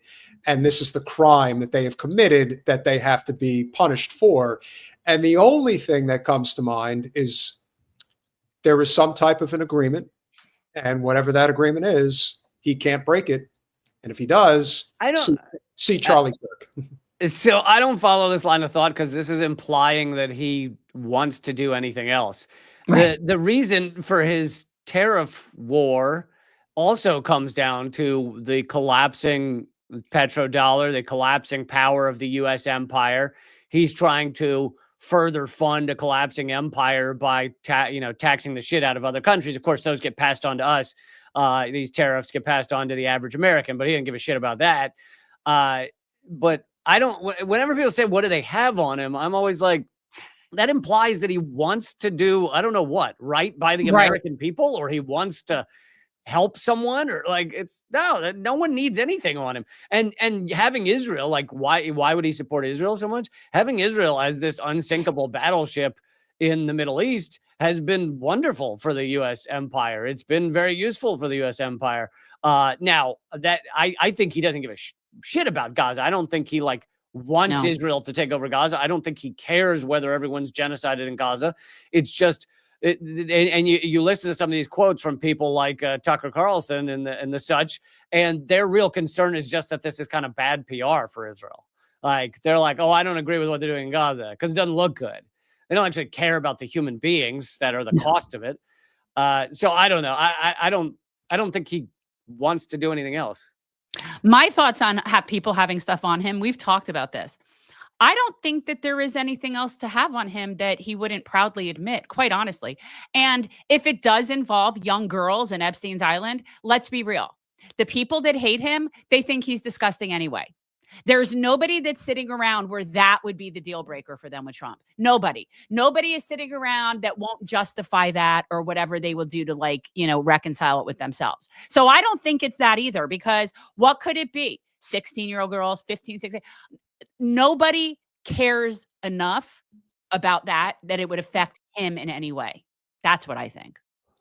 Well, whether that is the reason or not remains to be seen. What I will say, though, is as stereotypical as this may be, the Jewish Zionists provide the money, and the Christian Zionists are the sheep. They are the flock. And if there is a person who probably shepherds them better, at least now that in terms of older Christian Zionists, we know that with younger Christian Zionists, it was Charlie Kirk, but then he got out of line. Now, a person who's never going to get out of line is John Hagee. Bible proves that the Jewish people are the most unique people on the face of the earth. They are a chosen people. They are a covenant people. They are a cherished people. They are the apple of God's eye. The unchallengeable fact of the Bible is that Israel and the Jewish people are unique. Listen, Israel did not choose this uniqueness. God chose it for them. Listen to David's prayer in 1 Chronicles 17:20. It's one of the most powerful words in the scripture. O Lord, there is none like you, nor is there any God beside you. And who is like your people Israel? Listen, the one nation on the earth whom God went to redeem for himself as a people. Chosen and still cherished. Deuteronomy 7:6, for you, Israel, are a chosen people, a holy people to the Lord your God. The Lord your God has chosen you to be a people for himself. Listen to this next sentence. A special treasure above all the people on the face of the earth. That includes the United States of America. Fuck you. With a sharp object. Did he just say the United States of America was in the Bible? That's what it sounded Go like. back. Play that. Let's play that again. I mean, if he is reading from the Schofield Bible, it is certainly possible that that is the case. A special treasure above all the people on the face of the earth. That includes the United States of America. So I guess he was just saying he added that part at the end. But I would also, there's a couple of things to point out here, which I'm sure you've pointed out before, but is that the reason these evangelicals are so in love with Israel is because they believe all the Jews need to be in Israel in order for the end times to come about so that the Jews can then burn in hell. So this is the lovely support you get from Christian Zionists is we love Israel because we want all of you to burn in hell. Yeah. But beyond just that, there is, he mentions Israel, which is in the Bible many times, but it has nothing to do with the nation state of Israel that obviously did not exist in biblical times. The term Israel means the people, the Jews, and it meant basically those who wrestle with God, which meant they spend a lot of time, rabbis spend a lot of time thinking about God, which was the wrestling with, not fighting with. And so that's what the term was, Israel, those who wrestle with God. It has nothing to do with the nation state. But and I haven't been to a synagogue in probably 10 years, but I went with my parents like a year ago. And the rabbi didn't come out and say anything specifically about Israel, the nation state, but he had the congregation read all these passages from the Torah that use the term Israel. And I know that the rabbi must know what the term Israel means, but he also probably knows that most of the people don't know that that term Israel has nothing to do with the apartheid, racist, genocidal state. And this confusion is used to make a lot of Jewish people think that Israel was allotted to the Jews in the Torah, which is bullshit. Oh, yeah. Well, my understanding is that Israel is a person. Well, it's both. There was Israel the person. There was Israel meaning those who wrestle with God. Yeah. It's just, look, again, as an atheist, like to me, it's kind of any of it. Yeah, same here. But I'm fascinated by the intentional confusion that they spout. Oh, it's very purposeful. It's very purposeful and very misleading, and they do it on. They absolutely conflate the two, both the Zios and the Jewish Zios and the Christian Zios. Their goal is to create a situation where all Jews want to be in Israel. Like that's the goal, is for the Jews to be in Israel. And so, yeah. And the Christians, obviously, they can't have us evaporate soon enough. Well, John Hagee does make an annual salary of at least $1 million. So clearly that grift is working for him. Sacrificing for the people. It's hard. Come on. I mean, he's on his knees every day and someone's got to help him up. But hey, it ain't easy for a pimp. Not with that suit. And if you think there was a time where if you were asking for money for the church and you were as wide as you are tall, that people might be like, I don't know if all that money is going to the church, but those days are past. No one cares anymore. Well, if you think he grifts hard, there is somebody who grifts even harder than him who had a few things to say at this Christians for Israel conference at John Hagee's evangelical church. Have you seen this? Lee, have you seen this? Okay. Would you care to guess who's even worse than John Hagee?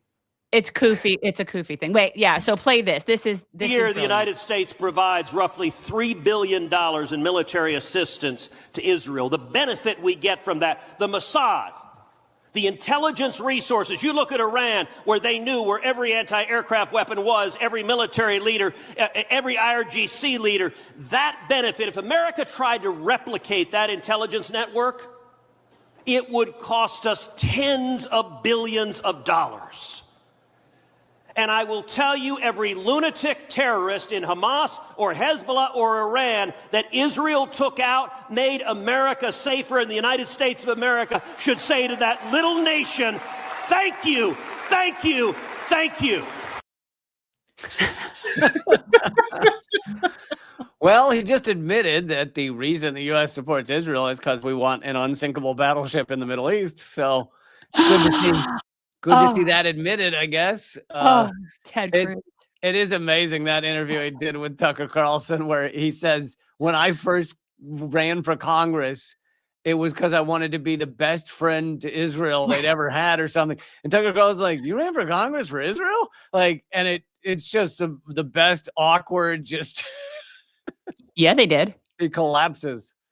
He's like, if you think you can preach hard, I can preach even harder. You just watch. Yeah. And yeah, they're telling on themselves every time they talk about Israel. This is all about money and power. This has got nothing to do with these innocent people that have been there for millennia that the dirty Arabs just want to get rid of. That's all this is about. That's all it's ever been about. And I think people are really just starting to see through it. He's got a little bit more to say to this. Ted Cruz.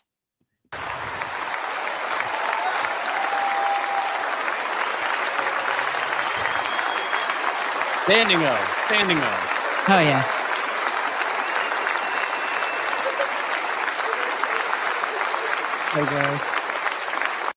The disgusting night to honor Israel.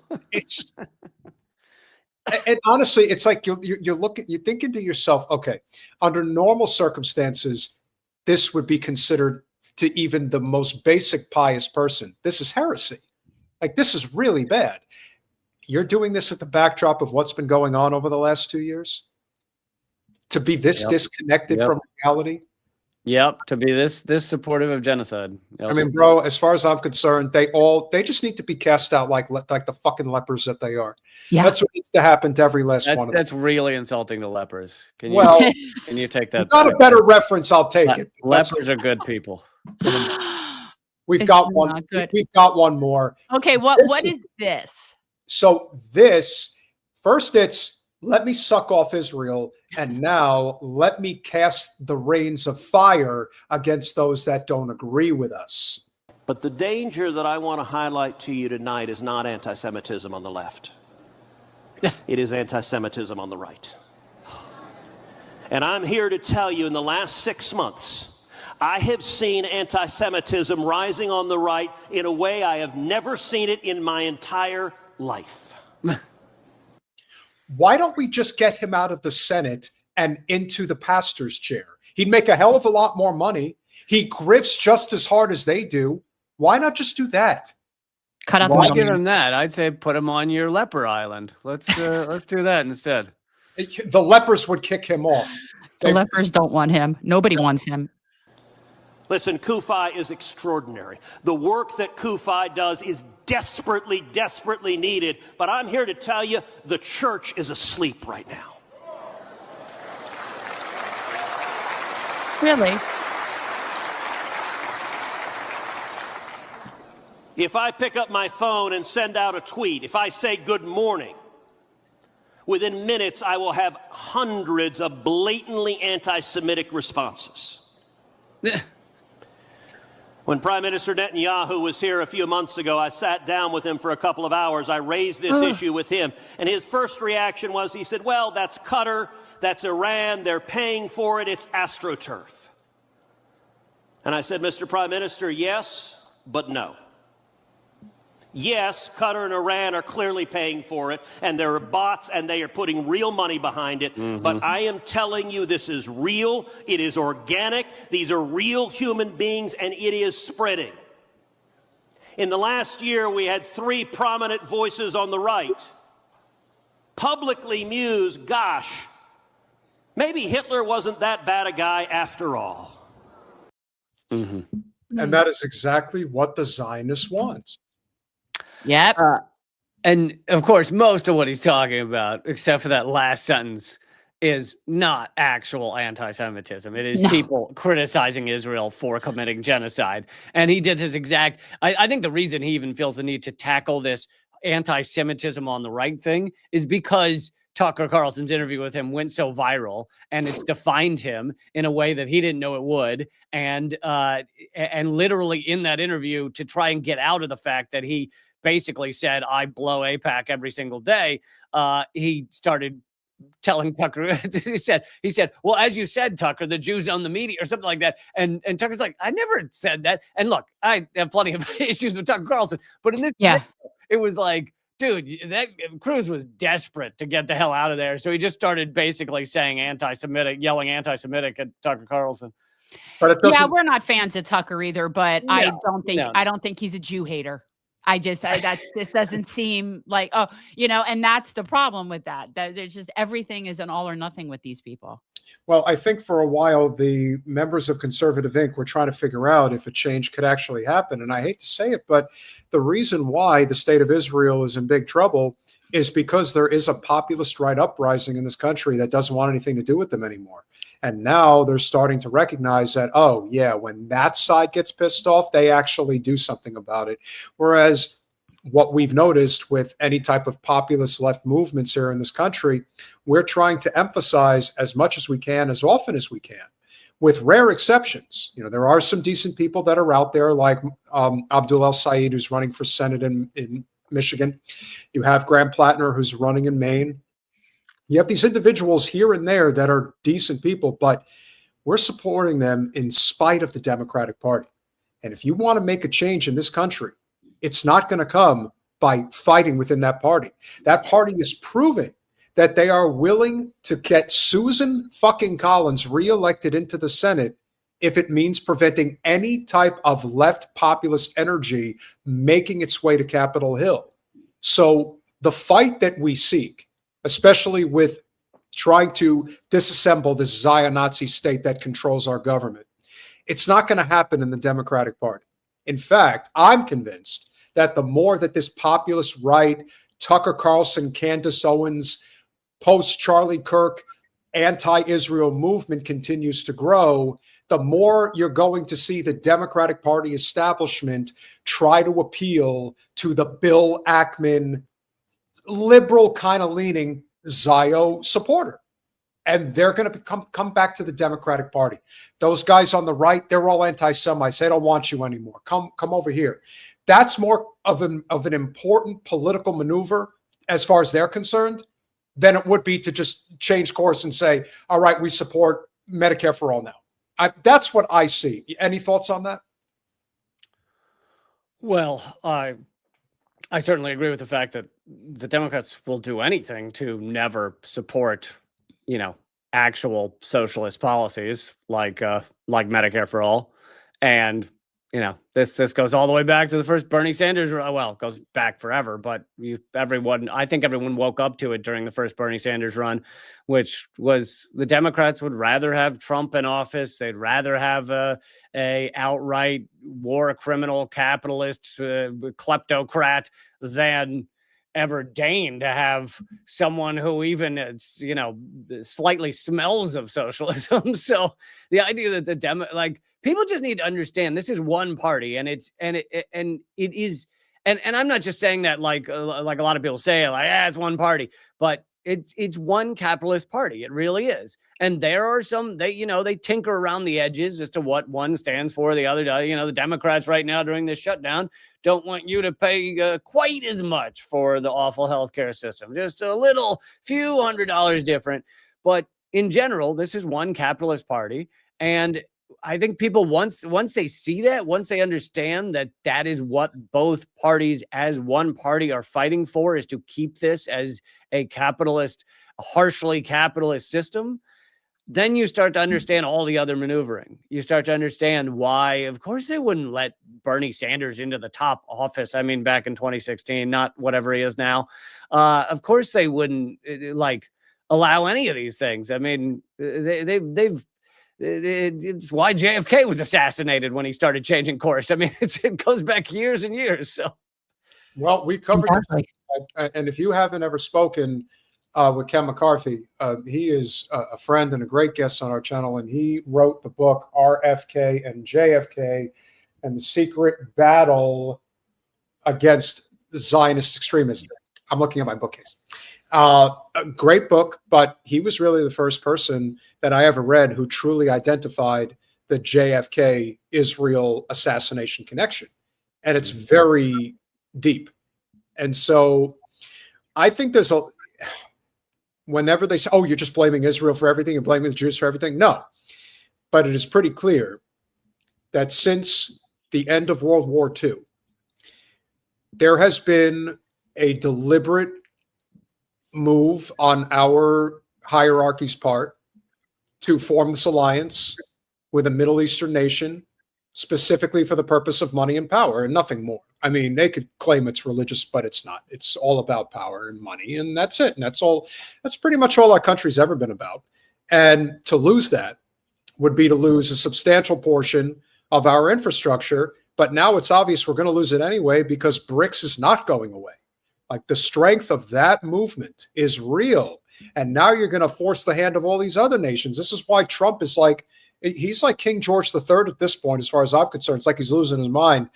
And the more the walls keep closing in, now really closing in, the economic situation in this country could end up becoming not just a recession, but a depression.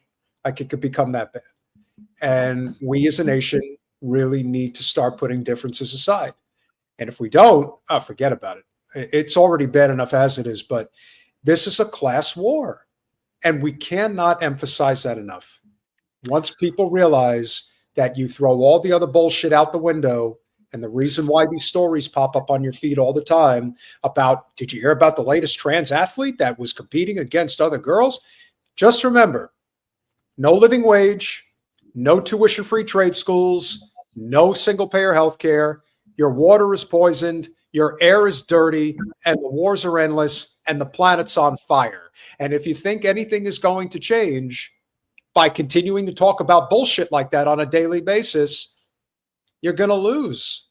We can win because in this class war, and everyone's struggling. You know what's going to help is the latest study showing that AI will get rid of 100 million jobs in the coming 15 years, 10 to 15 years. So I'm sure that won't have any impact on things.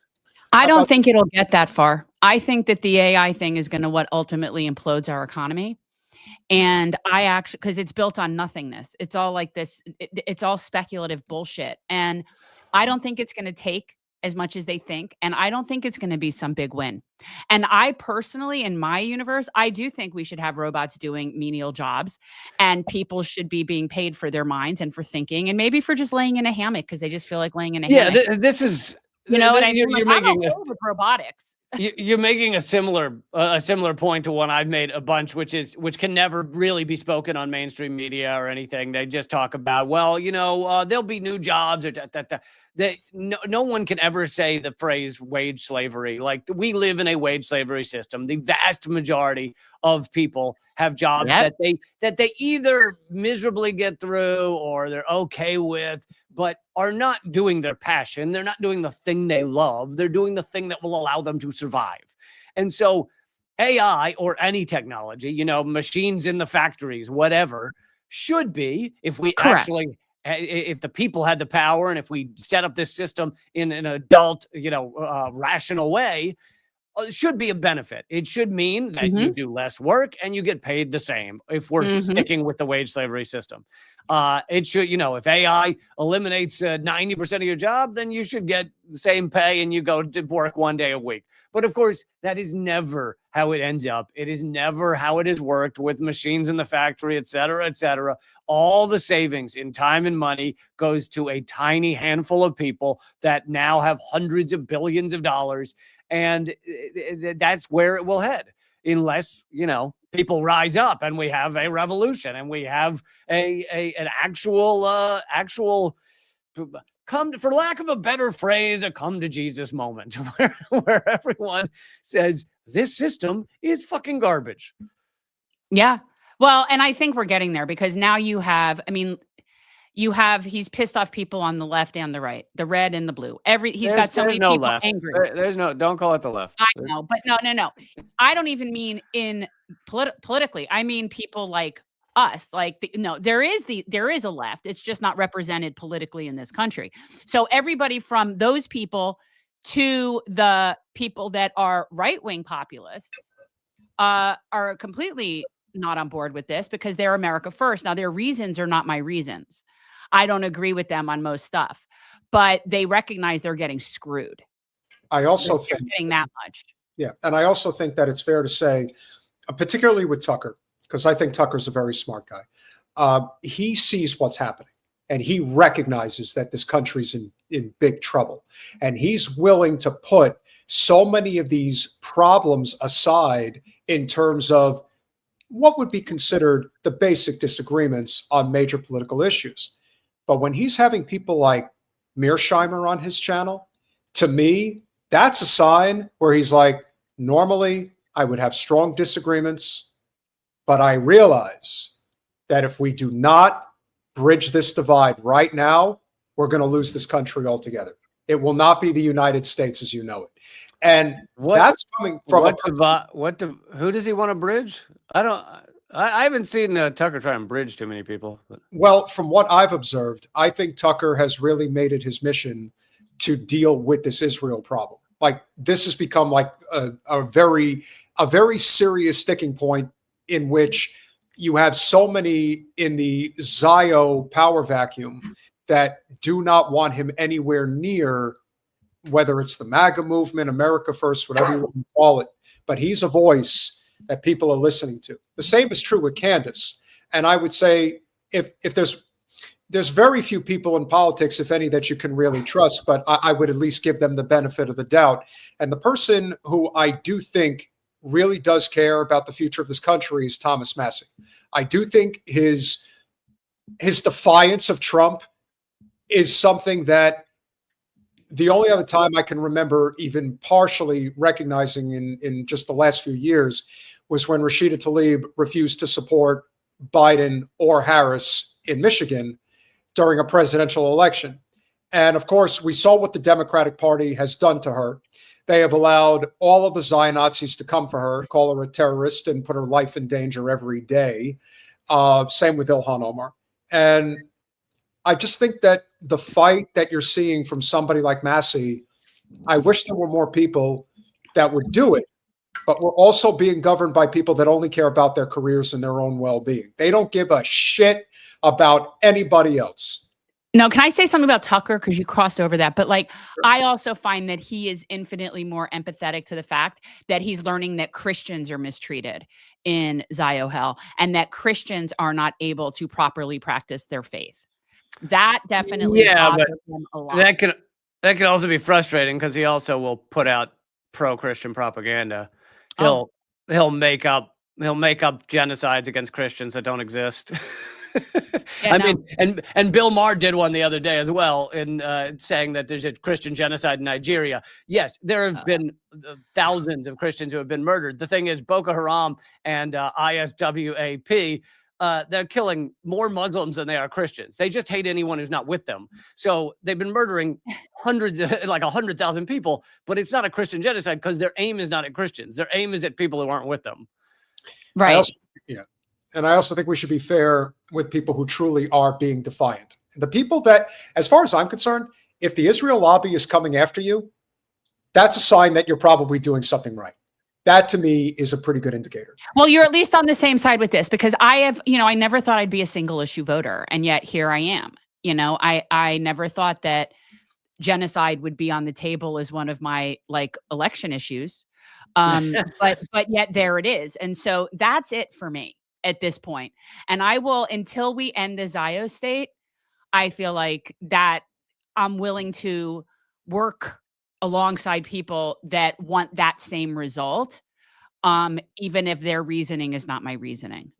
And that's also why I am very crystal clear, in particular when I do my solo show, to basically highlight Nick Fuentes, because there are a lot of people that are following him.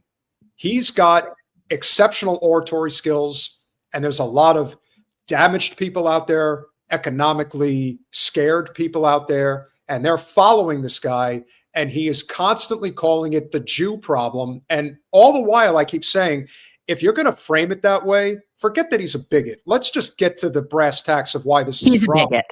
If you're addressing this issue from the standpoint of this is the Jew problem, you don't actually give a fuck about ending the Zios state. What you care about is building your platform and cultivating as many followers as possible for your career, because this is many of these people, and I don't know enough to quite know whether to define Tucker as this or not, but are just they're either slightly covered up or maybe forthright, like it sounds like in Nick Fuentes' case, Christian nationalists who, at the heart of it, they want to get everyone out who's not a Christian white nationalist. Yep. And, I think that's pretty evident with, I mean, not white, but with Candace Owens. It is like, we want Christian states. And that seems to be their aim, even if they don't always say it. And so I'm just very skeptical of these people who try and cram Christianity into everything. Speaking of, since we're on the theme of Tucker, he did a great segment, which I highlighted, on the $21 trillion of unaccountable adjustments in the Pentagon, which, I wrote one of the earlier viral articles. I wasn't the first to notice the 21 trillion. I was just one of the first to have a viral article about it at TruthDig, and way back in, I think, 2017, 2018. And he did a great segment. Probably the most people, the most viewers for that topic that have ever knew there's 21 trillion. It's way more than that now. Unaccountable adjustments at the Pentagon. And then at the end of it, it's 15-minute segment or whatever. The key part was 15 minutes. At the end of it, he and Catherine Austin Fitz go, well, what's the solution? And she goes, we need Christians. And he goes, absolutely. We need Christians to run things. And I was like, we need the we were doing so well there. You were so close. We were doing so great with this segment. Yeah, that's what we need. We need Christians to run, because you could tell in all the other places that they've run, they've just done such a bang up job. Yeah, the bang up job. Yeah. As somebody who has an Irish father, and I would just say this as somebody who has been to the Catholic Church quite a few times, I would simply say this.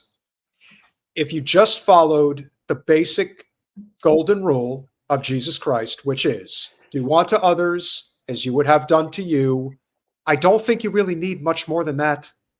Just live by that principle. You don't need a 2,000-page book to tell you how to live that rule. Shocking. How have us atheists survived? Yeah. And atheists are the most moral people there are, by the way. There's a lot of. I don't know of any atheists that ever started global wars. I mean, that's exactly. But the problem with the treat everybody like you would want to be treated is a lot of those people are using human shields. Okay, so you just got to bomb the human shields to treat the others the way you would be treated. Of course. You covered the Jared Kushner, Steve Witkoff sit down, right? Did you saw that, right? I just that 1 minute. That's amazing. the most viral minute where Kushner says, yeah, it's obliterated. There's nowhere to go. They're just putting tents on rubble. It's absolute. It's atomic bomb. Was it genocide? No, absolutely not. No. No, but it just looks like Hiroshima. That's all. Nothing to see here. It's Hiroshima, but it's not a genocide. What do you mean genocide? They both like, what? No. And of course, with Witkoff admitting that they've been master planning this for over 2 years. I'm like, could you say that again? How we long repeated that? This? There's been a master plan. He called it the master plan. The master plan that they've had for the past 2 years. Did he happen to use the term final solution? He didn't, but I could read between the lines. Like, that's what it sounded a lot like that to me. If he had said it in German, it would have probably sounded very similar to me. What are you working on? Plug anything that you've got going on. He's got a comedy show coming up in Brooklyn. I do. First time performing in New York in like 3 years, even though I lived and performed every night of the week for 12 years. But performing in Brooklyn, that's not till December 12th, but grab your tickets. Just doing a little intimate hang, not a huge venue or anything. Me and John F. O'Donnell, who was also on Redacted tonight.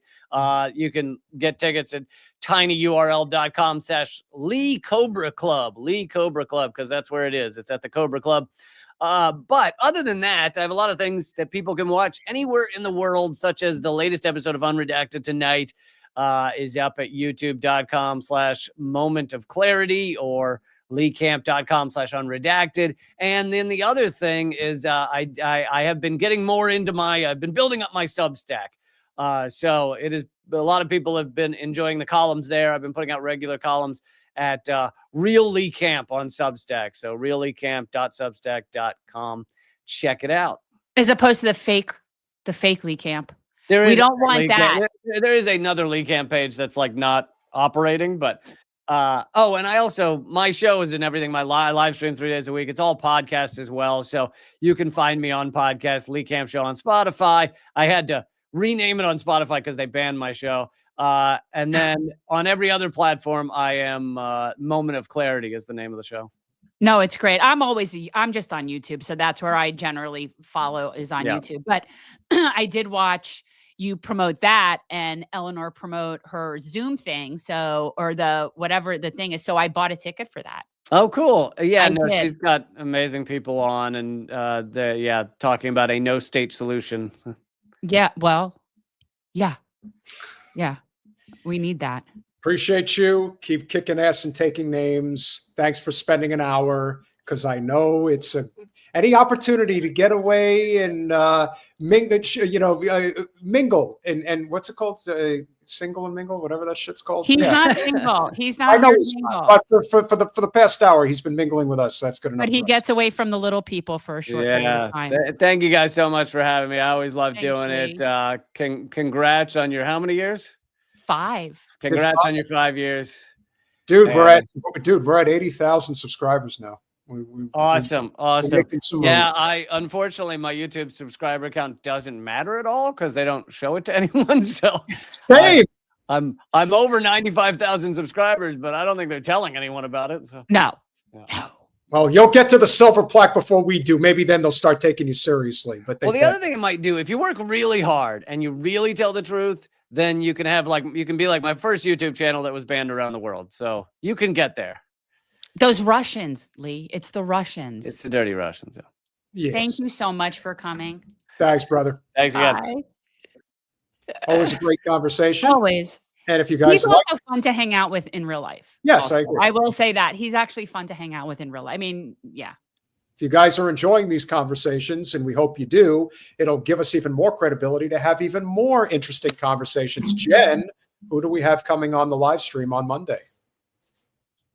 Am I supposed to just know that off the top of my head? Noah, I forget how you say it. Okay, Noah. Okay, guys. So we're going to be having our guest on Monday in the first hour as opposed to in the second hour. It's Noah Avishag Schnall. And she was one of the hostages that were kidnapped by Zios from the Samud flotilla.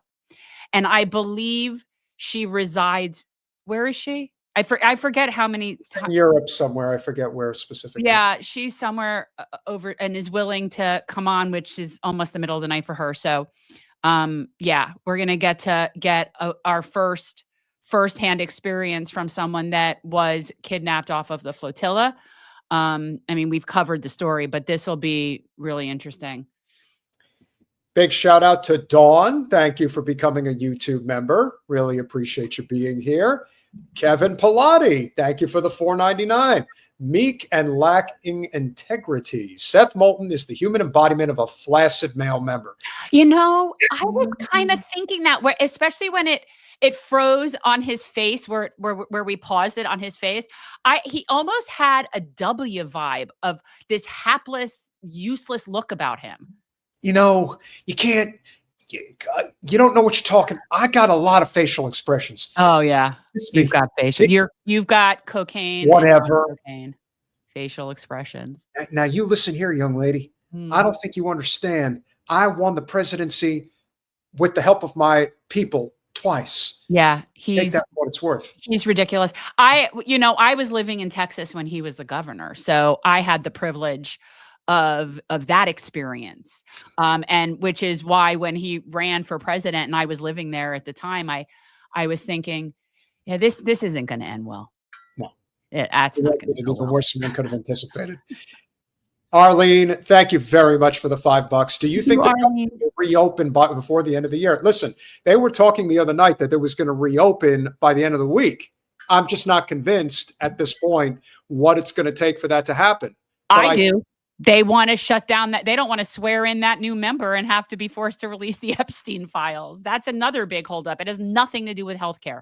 That is what I know is that neither of those parties are fighting over us getting healthcare. How long do they think they're going to be able to protect this fucking guy? Like, this is ridiculous. Well, who is it you think they're protecting? I don't think it's necessarily Trump. I actually think it's a direct connection with Israel.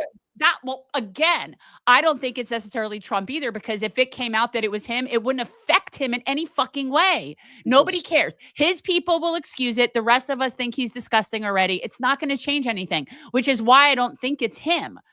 I think that there's probably other people, but I don't think it's him. Pirate Justin, thank you for the $5. Hey, now, the FBI was busy busting NBA illegal gambling operations. No time for the Epstein scandal. Stop being anti-Semitic, Jen. However, I will say this. The depths of the NBA betting scandal is going to be really fucking bad. Really bad. Nothing surprises me about anything anymore like that. Yeah. Apparently, LeBron James is actually directly involved in this, even though they're pretending like he's not. Good. So one of his closest confidants, Damon Jones, who was his teammate for several years when he first started with the Cleveland Cavaliers back in the early 2000s, apparently Damon Jones was making heavy bets on LeBron James when he was working with LeBron just a few years ago. Are you saying that games were thrown? If you're going to try to convince me that LeBron did not know what the fuck was going on, just like he never went to a Diddy party, just like he never got any type of performance-enhancing drugs from Miami, you're going to convince me that he didn't know that this gambling shit was going on? But how were they betting for him or against him? Both ways. See, that's the problem. I actually don't care if people bet on themselves to win. That doesn't bother me actually at all. They were betting on, no, what I'm saying is that they would bet on certain types of inside information, but they were always winning. Yeah. That's my point. Right. But normally in sports, you're not allowed to place bets, right, on yourself. That's just now you understand why. If I don't care if people bet on themselves to win, that doesn't bother me.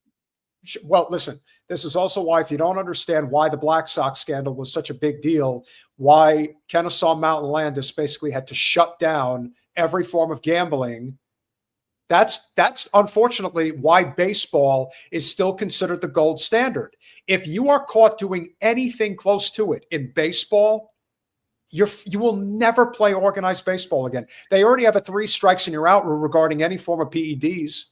So I give baseball that type of credit.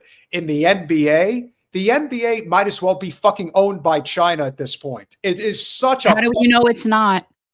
Exactly. It's such a fucking free-for-all. Basketball was my sport, but my God, has the NBA just gone down Schitt's Creek, to say the least. They all have. Same reason, same problem. Capitalism? Yes. Connie, thank you so much for the $2. I just saw Tommy Robinson get dog walked by Israel. Of course he did, because he's a whore. Was he wearing one of those like spiky collars and maybe some like assless chaps and a leash?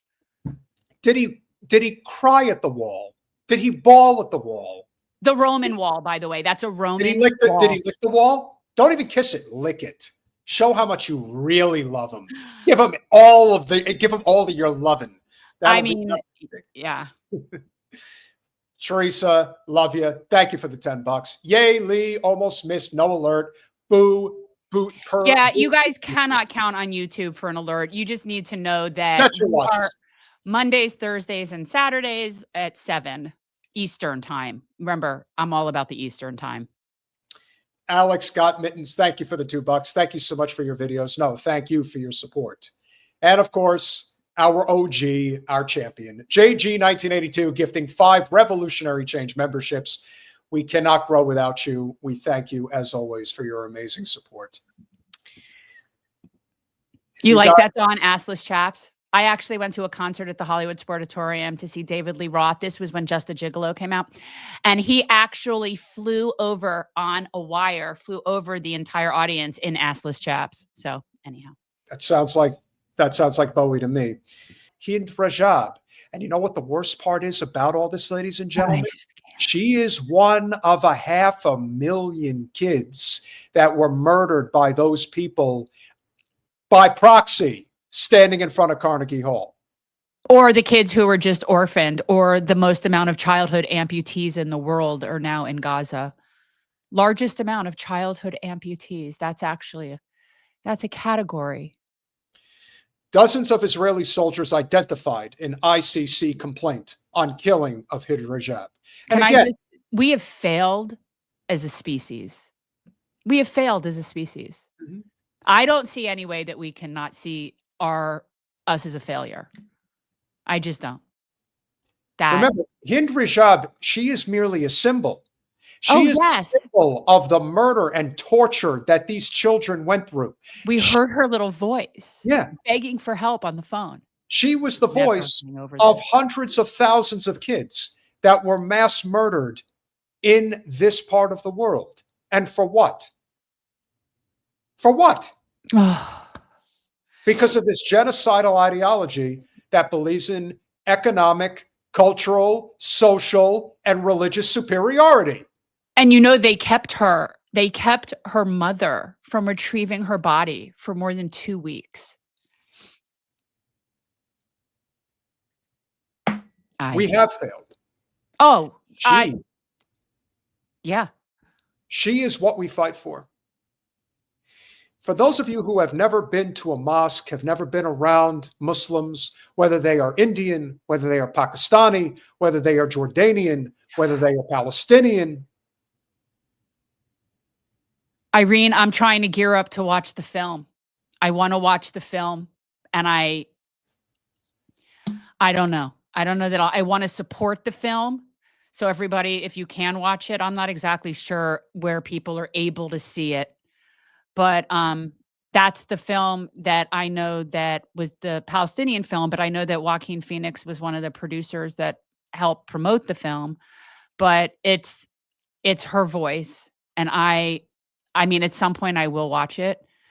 I don't know. I don't know that I can handle it.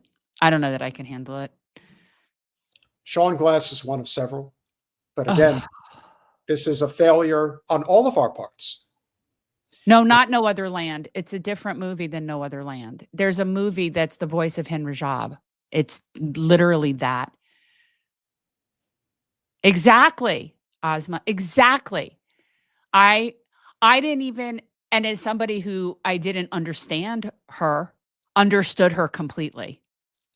I understood her as a mother. I understood her completely, even without knowing a word she was saying. So, yeah, I'm never getting her voice out of my head. This is also why they are going to do everything in their power to try to sweep this under the rug, even though the violence has started all over again. And remember, the only reason why there was any ceasefire is because they know that it's getting too hot in the kitchen and they needed to try to put the fire out. So they needed people to turn away and say that this isn't going on right now. But it is going on. It's going to get worse. And it is on us to be revolutionary about it. So angry. I am. So that's although in some ways I'm thankful for being angry because it keeps me from being scared. Like I'm too angry to be scared. That's why I'm not scared. That's the main reason I'm not scared is I'm too angry. I'm angry too. And I choose my words carefully because I have a lot of bloodlust in my veins. I do. Yeah, we got to be careful. Hence, the hit list is this kind of hit. Yes. And as I've said, and I will continue to say, I would rather die on my feet than live on my knees. And I hope you all feel the same way. Because trust me, it's much like I've been pointing out forever about the creatures of comfort that so many have been espousing, particularly about the privileged libs like we saw at the beginning. You do not have any right to comfort. It is a privilege to be comfortable because those children are suffering to this very day. And it is on us to bear witness, but to use our platform and our PAC which you guys see right here, to do something about it. The difference between us and a lot of other channels is that we will do everything in our capacity to try to bring about that change. That's our job. Yeah. And I'm not ever changing my position on this. Like, it's not like I'm going to get softer or somehow forget. I am never, ever getting past this. I am never engaging with people that were okay with this. Ever. And it is going to be my life's mission to seek as much justice as possible. Seriously. Like I'm just, for people like Sean Glass. There is a reckoning coming for you, kid. Oh, let me tell you, he's going to need to go into hiding. He is. He's going to need to go into hiding, and good. Let him go live his life on the run in hiding, because most of the world will see his face, and most of the world would be more than happy to deal with him.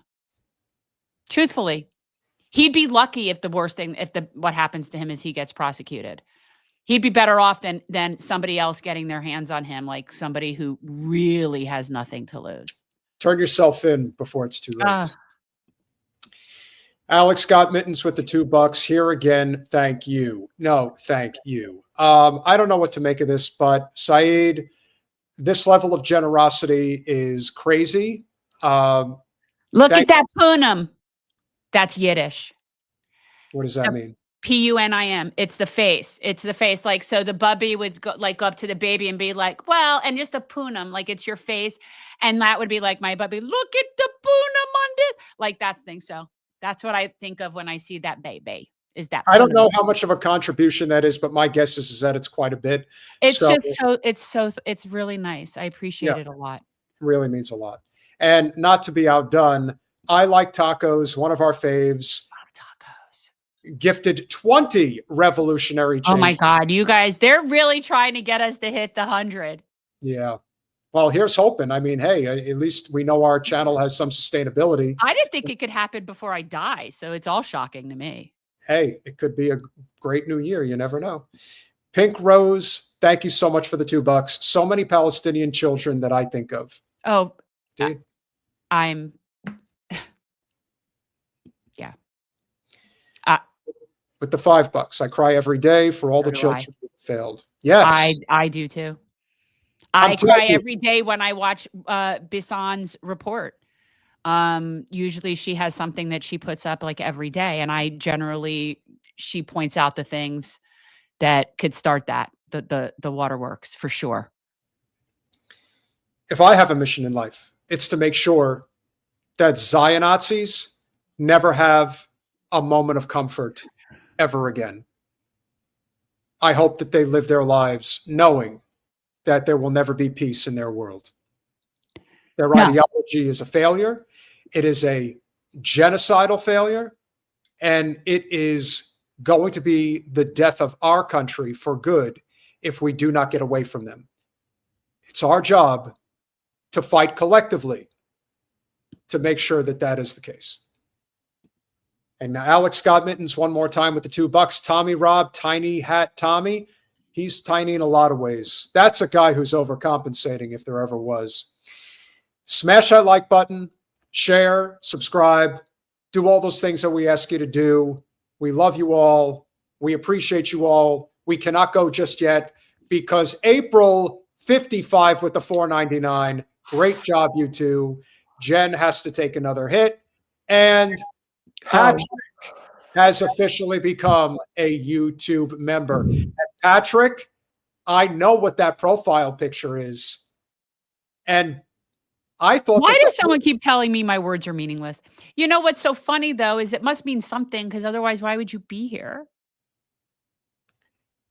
The Homer was a crazy car concept, but Danny DeVito was a fantastic guest as Unky Herb on a very early point of The Simpsons. The fact that that's what you see that in the... He's driving the Homer! Oh my God. It ruined, Kay understands. Oh my God. It ruined Unky Herb. But hey, So, guys, I think if you're still here with us and you would like to follow where I'm going, I will be in Punch Up in the chat in a short while. We're running a few minutes late, but guys, Punch Up Pod is doing their live stream, and that's where I end up hanging out in the chat. So, just saying, Free Palestine. Smash that like button, share, subscribe, do all those things that we ask you to do. We love you all. For Hind Rajab, Free Palestine. Good night, guys. I'll see you Saturday.